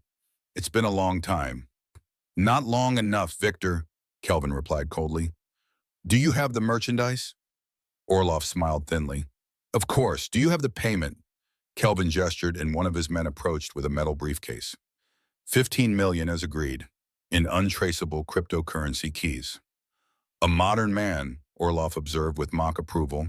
I remember when such transactions required physical currency, so much heavier to carry. The banter was professional courtesy, a thin veneer over mutual hatred. Diane had seen it countless times during her operative years, enemies forced to do business, each looking for the moment to betray the other. The merchandise. Kelvin pressed his patience, visibly wearing thin. Orloff signaled to one of his men, who produced a small case similar to the one Kelvin's team had brought. Winterhawk, or rather 2/3 of it, the server data and what we believe is the hardware component. Kelvin's posture stiffened almost imperceptibly. 2/3. Did I neglect to mention that detail? Orloff's smile was predatory now. The activation sequence remains elusive, but I'm sure a man of your resources can solve that final puzzle. This wasn't our agreement, Victor. Agreements change, Orloff replied smoothly. Much like loyalties, wouldn't you say? After all, you didn't specify complete functionality in our initial negotiations. Diane could see the calculation in Kelvin's expression, the rapid assessment of options. He'd come expecting the complete Winterhawk system, not a partial solution that would require additional work and risk to implement. You're playing a dangerous game, Kelvin warned. WAIF is a dangerous game, my friend, one you've played quite successfully for many years. Orloff gestured to the briefcase his man held. The merchandise as promised, two-thirds of the most advanced weapons control system ever developed, worth every penny of your 15 million. The tension between the two men was palpable, a coiled spring ready to release. Diane shifted slightly, positioning herself for quick action when the inevitable break occurred. You know I can't accept an incomplete system, Kelvin said finally. Orloff shrugged, unconcerned. Then our business is concluded. A pity. Perhaps the North Koreans will be more understanding of the value proposition. It was a calculated provocation and it hit its mark. Kelvin's expression hardened, his hand drifting subtly toward his concealed weapon. There will be no sale to North Korea or anyone else, he stated flatly. Winterhawk is U.S. property developed with U.S. resources intended for U.S. deployment. And yet here you are buying it like common contraband, Orloff observed with mock surprise. How patriotic. Diane recognized the moment the last exchange before violence erupted. She tensed, ready to move. Hand over the case, Victor, Kelvin demanded. This isn't a negotiation anymore. Orloff's smile vanished, replaced by cold determination. It never was. In one fluid motion, he drew his sidearm, but not toward Kelvin. Instead, he aimed at the containers, stacked to his right, and fired 3 precise shots. The explosion that followed was immediate and devastating, one of Orloff's pre-positioned charges detonating with terrifying force. Containers flew like toys, flames erupted skyward, and the concussive force knocked several of Kelvin's men off their feet. Chaos erupted in the clearing. Kelvin's team opened fire, their training overcoming momentary shock. Orloff's men returned fire while retreating toward their boat, using the confusion of the explosion as cover. Now, Danvers shouted, breaking from cover and moving toward Kelvin's position. Diane followed her focus, narrowing to the mission parameters. Target Kelvin. Secure or destroy Winterhawk. Extract safely. Everything else was background noise. Through the smoke and flame, she tracked Kelvin as he retreated toward his command vehicle, bodyguards providing covering fire. She circled wide, using the burning containers as concealment, closing the distance methodically. Gunfire erupted to her left, Danvers engaging Orloff's men as they attempted to reach their boat. The tactical situation was deteriorating rapidly. Multiple parties now in open conflict with unclear lines of engagement. Diane reached the command vehicle just as Kelvin was entering one bodyguard but already inside the other, providing rear security. She took out the exposed guard with 2 precise shots, then rolled beneath the vehicle as return fire peppered the ground where she'd been standing. From her position, she could see Kelvin's feet inside the vehicle, hear his urgent orders to the driver. The engine started with a roar, and Diane made her decision. She planted a small-shaped charge on the undercarriage, not enough to destroy the vehicle, but sufficient to disable it, then rolled clear, detonating it remotely as she took cover behind a concrete barrier. The explosion was localized but effective. The command vehicle lurched, then settled on blown-out tires, engine dying with a mechanical groan. Diane approached cautiously, weapon raised, senses hyper-alert for any threat. Inside, the driver was slumped over the wheel, either dead or unconscious from the blast. Kelvin was still moving, though, extracting himself from the passenger seat with a soldier's determination, despite a bleeding wound on his forehead. Robert Kelvin, Diane called, keeping her distance. Or should I say Deputy Director Reynolds, don't move. Kelvin froze, then slowly raised his hands, turning to face her. Despite his predicament, he maintained the bearing of command. Major Constance, he acknowledged. Still cleaning up Glass Shield's messes, I see. The only mess was the one you created, Diane replied coldly. Crater Lake, the ambush, Tom's death, all of it traces back to you. A thin smile crossed Kelvin's face. Is that what Danvers told you? How convenient for him. I've seen the evidence, Diane countered, though doubt flickered briefly. What if Danvers had manipulated the intelligence, created a narrative that served his own purposes? Evidence can be manufactured, Kelvin said as if reading her thoughts. especially by someone with 16 years to perfect the story. Before Diane could respond, gunfire erupted nearby, closer than the general battle specific to their position. She ducked instinctively as bullets impacted the vehicle, creating metal-on-metal screeches that set her teeth on edge. Kelvin seized the moment, diving back into the vehicle and emerging with a compact submachine gun. Diane rolled to her right, finding cover behind the engine block as Kelvin opened fire, forcing her to remain pinned down. "You never understood the bigger picture, Diana," he called over the gunfire. Winterhawk wasn't just a technology, it was a paradigm shift. Whoever controlled it could dictate terms to the entire world. "By threatening nuclear launch," Diane challenged, checking her ammunition status. "That's not security, it's terrorism." "By preventing unauthorized launch," Kelvin corrected. "By ensuring only sanctioned operations could proceed. One system, one control mechanism, one authority." "Yours," Diane concluded. "America's," Kelvin insisted, "in the right hands that understand the responsibility." He was moving as he spoke, using the disabled vehicle for cover while working his way toward better position. Diane tracked his movement by sound, calculating her own counter-move. "And Tom," she demanded, keeping him talking while she repositioned. "Was his death for America too?" A pause in the gunfire. "Spencer was a casualty of necessity," Kelvin said, his voice cooler now. "He discovered anomalies in the Winterhawk code backdoors we'd installed to ensure control remained with the proper authorities. He was going to expose the entire operation." The admission hit Diane like a physical blow. Tom hadn't died in a random ambush. He had been specifically targeted because he'd discovered the truth about Winterhawk. "You son of a bitch," she whispered, rage burning through her veins. "You had him killed." "I had him neutralized," Kelvin corrected dispassionately. "The same way I'll neutralize you if necessary. Nothing personal, Diana. Just the mission." Diane's training warred with her fury, the professional operative in her calculated angles timing tactical advantage. The widow, the mother of Tom's son, wanted nothing more than to put a bullet through Kelvin's skull. Before she could act on either impulse, a new voice entered the equation. "That's far enough, Kelvin." Ray Danvers emerged from the smoke weapon, trained on Kelvin's position.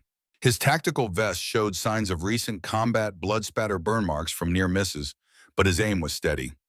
"Danvers," Kelvin acknowledged, his tone suggesting he'd expected this development. "Still playing both sides against the middle?" "No more sides," Danvers replied evenly. "Just the truth. Drop the weapon." Kelvin seemed to consider his options, calculating odds with the cold precision that had made him a legendary intelligence officer.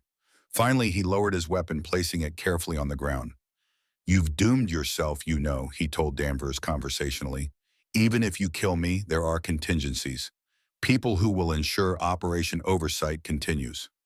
"I'm counting on it," Danvers replied cryptically. "Diana, secure him." Diana emerged from cover, keeping her weapon trained on Kelvin as she approached.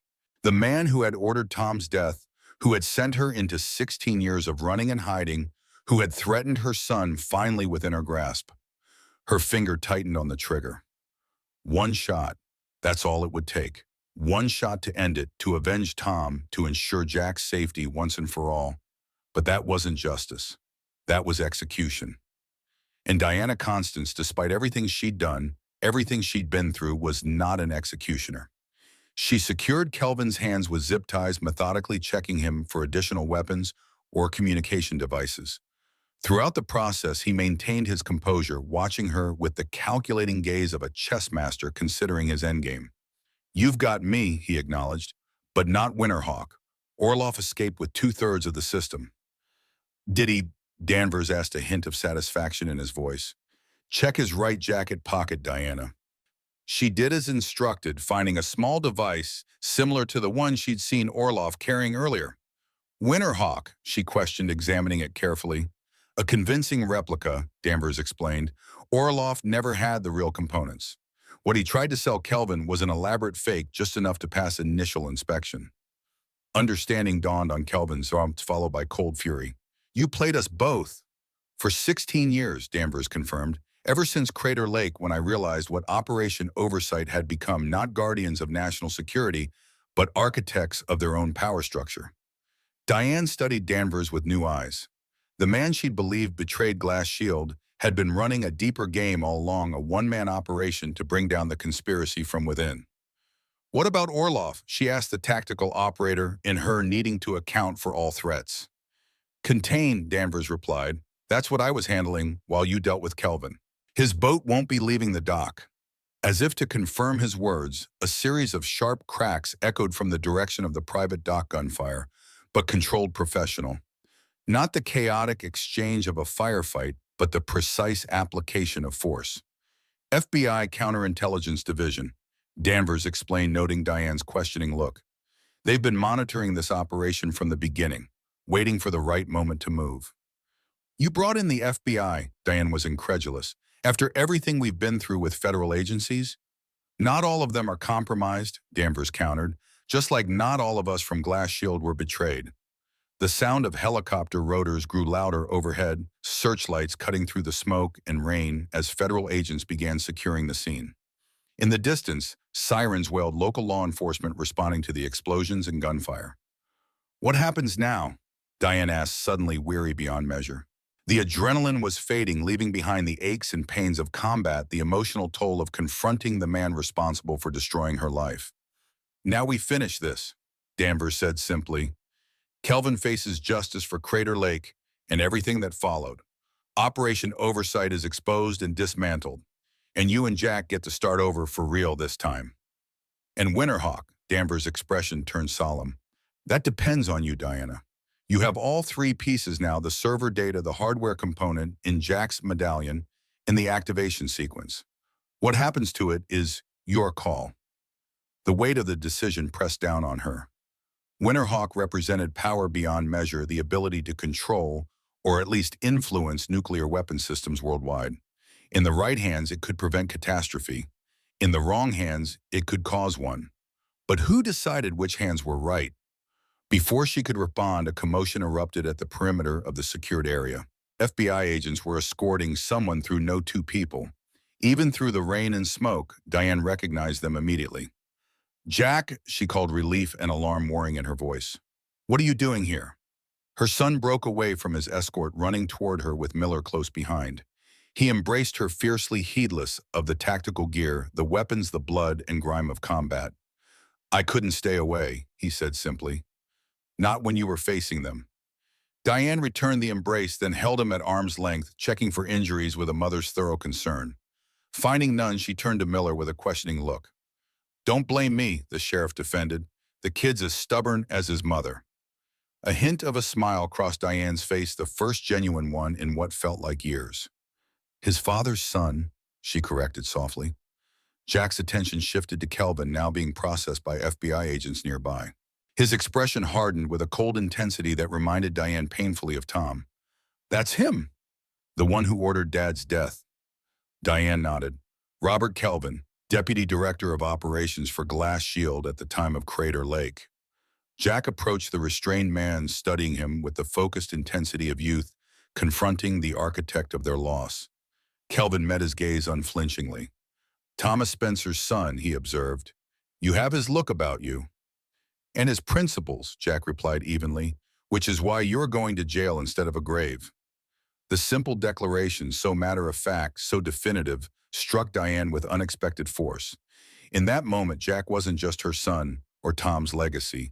He was his own person, making his own moral choices in a world that had tried to deny him both parents. Kelvin seemed to recognize it too. For the first time, his composure cracked slightly. Perhaps there is justice, after all, he murmured almost to himself. FBI agents led him away toward the waiting helicopter. As they did, Special Agent Thornton approached, his expression professionally neutral, but with a hint of satisfaction around the eyes. Major Constance, he greeted formally. Your reputation doesn't do you justice.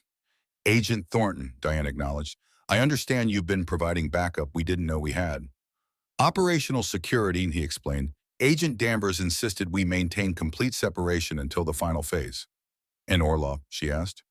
In custody, Thornton confirmed. 3 of his men dead, 2 wounded but stable. We'll be processing them all through secure federal facilities, no chance of escape or outside contact. The professional part of Diane the operative, the tactician, nodded in approval. The mother in her simply felt relief. It was over. Truly over. Danvers joined them, having completed his debrief with other FBI personnel. We should move, he suggested. Local authorities will be swarming the area soon and explaining all this would be complicated. Thornton nodded in agreement. The helicopter is ready. We'll extract to our field office, complete necessary documentation, then implement the protection protocols we discussed. Protection protocols, Diane questioned, looking between the two men. Witness security program, Danvers explained. New identities, new location, new beginning. All arranged through Thornton's division, no connection to operation oversight or any potentially compromised agencies. Jack stepped closer to his mother. Do we have to disappear again? He asked quietly. Start over somewhere new. The question hung in the air, weighted with 16 years of running, hiding, looking over shoulders. Diane looked from her son to Miller to Danvers, and Thornton weighing options, calculating risks. No, she decided finally. No more running, no more hiding. Kelvin and Orloff are in custody. The immediate threat is neutralized. There could be others, Danvers cautioned. Operation Oversight had deep roots. Let them come, Diane replied, a dangerous edge entering her voice. I'm done living in shadows. Jack deserves better than that. Thornton cleared his throat. If I may suggest a compromise, the Bureau can provide security and monitoring without full witness protection protocols. You'd maintain your identities, but with certain safeguards in place. It wasn't perfect, but it was better than starting over completely. Again. Acceptable, Diane agreed, but I choose where we live, and I want all files on Glass Shield Crater Lake and Operation Oversight declassified and made available to me. That's not standard procedure, Thornton began, but Danvers cut him off. Make it happen, he said firmly. She's earned that much. The FBI agent hesitated, then nodded. I'll push it through. Can't promise everything will be released, but I'll get you what I can. As they prepared to board the helicopter, Danvers pulled Diane aside. There's still the matter of Winterhawk, he reminded her quietly. What do you want to do with it? She considered the question, feeling the weight of Tom's legacy of 16 years of sacrifice of the future she wanted for Jack. Destroy it, she decided. All three components. Permanently. No backups, no copies, no recreation. Danvers studied her face, searching for certainty. You're sure that technology could change the world? That's exactly why it needs to be destroyed, Diane replied. Some powers aren't meant to be wielded by anyone. After a moment, Danvers nodded in agreement. I'll handle it personally. You have my word. As they boarded the helicopter, Jack moved to sit beside his mother, the physical closeness a comfort after the night's dangers. Miller settled across from them, his weathered face reflecting both exhaustion and relief. What now? Jack asked as the helicopter lifted off, carrying them away from the burning container yard, away from 16 years of fear and hiding. Diane looked at her son, this remarkable young man who had grown up under impossible circumstances, yet emerged strong, principled, whole. Tom would have been so proud. Now we live, she said simply. Not just survive, live. Whatever that means, we figure it out together. Jack nodded, satisfaction evident in his expression. I'd like that. As the helicopter banked toward the lights of downtown Portland, Diane felt something she hadn't experienced in 16 years, a sense of possibility of future unbound by the constraints of necessary deception and constant vigilance. The rain was easing now, the clouds beginning to break, revealing patches of star-filled sky above the city.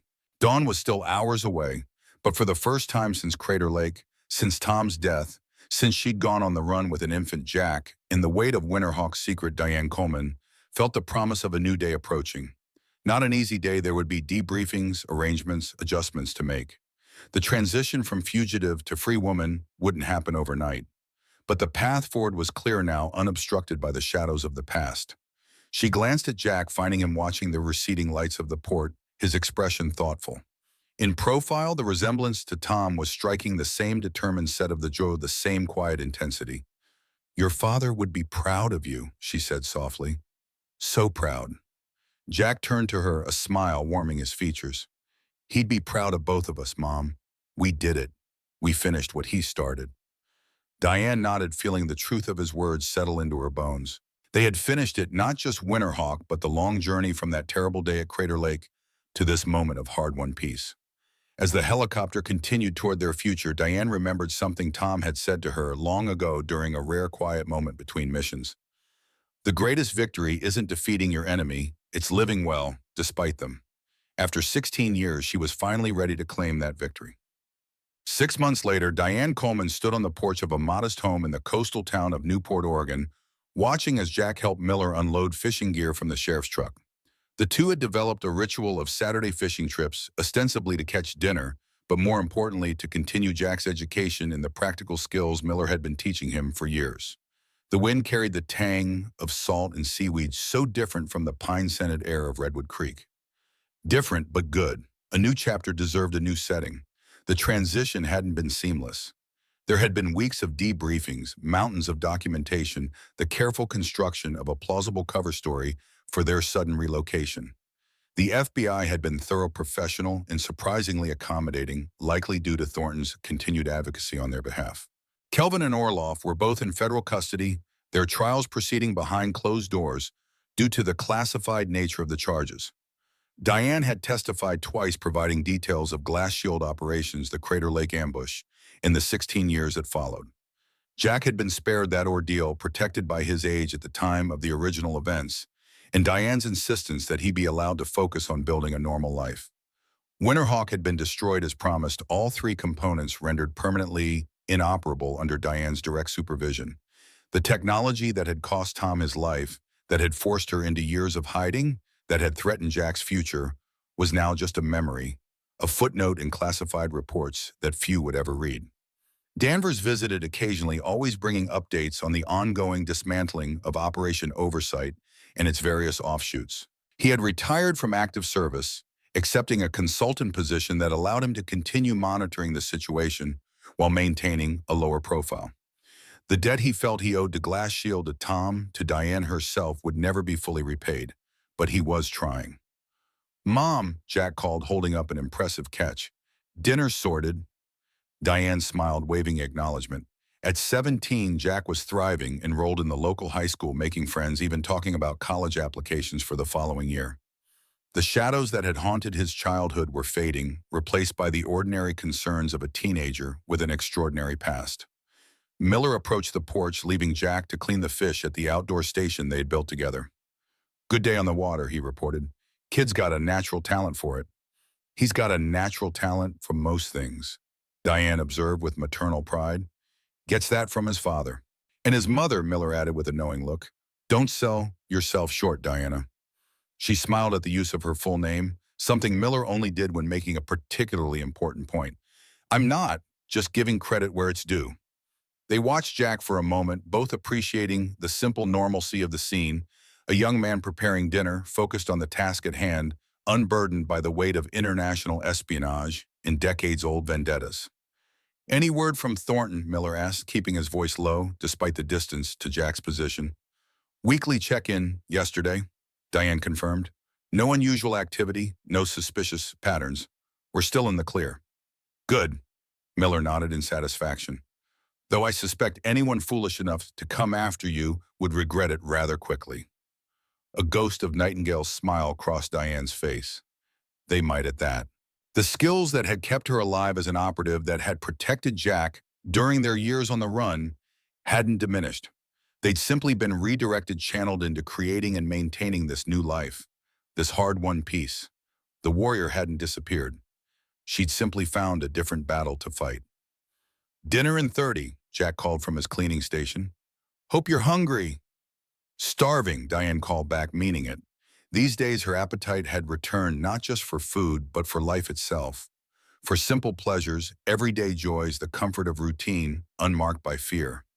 As the sun began its descent toward the Pacific, painting the sky in shades of gold and crimson, Diane thought of Tom, not with the sharp pain that had accompanied his memory for so many years, but with a gentle warmth, a profound gratitude for the brief time they'd shared, and the remarkable son who carried his legacy forward. "We did it, Tom," she whispered to the setting sun. "We protected him. We protected Winterhawk. We finished the mission." And somewhere she liked to think Tom Spencer was smiling in approval.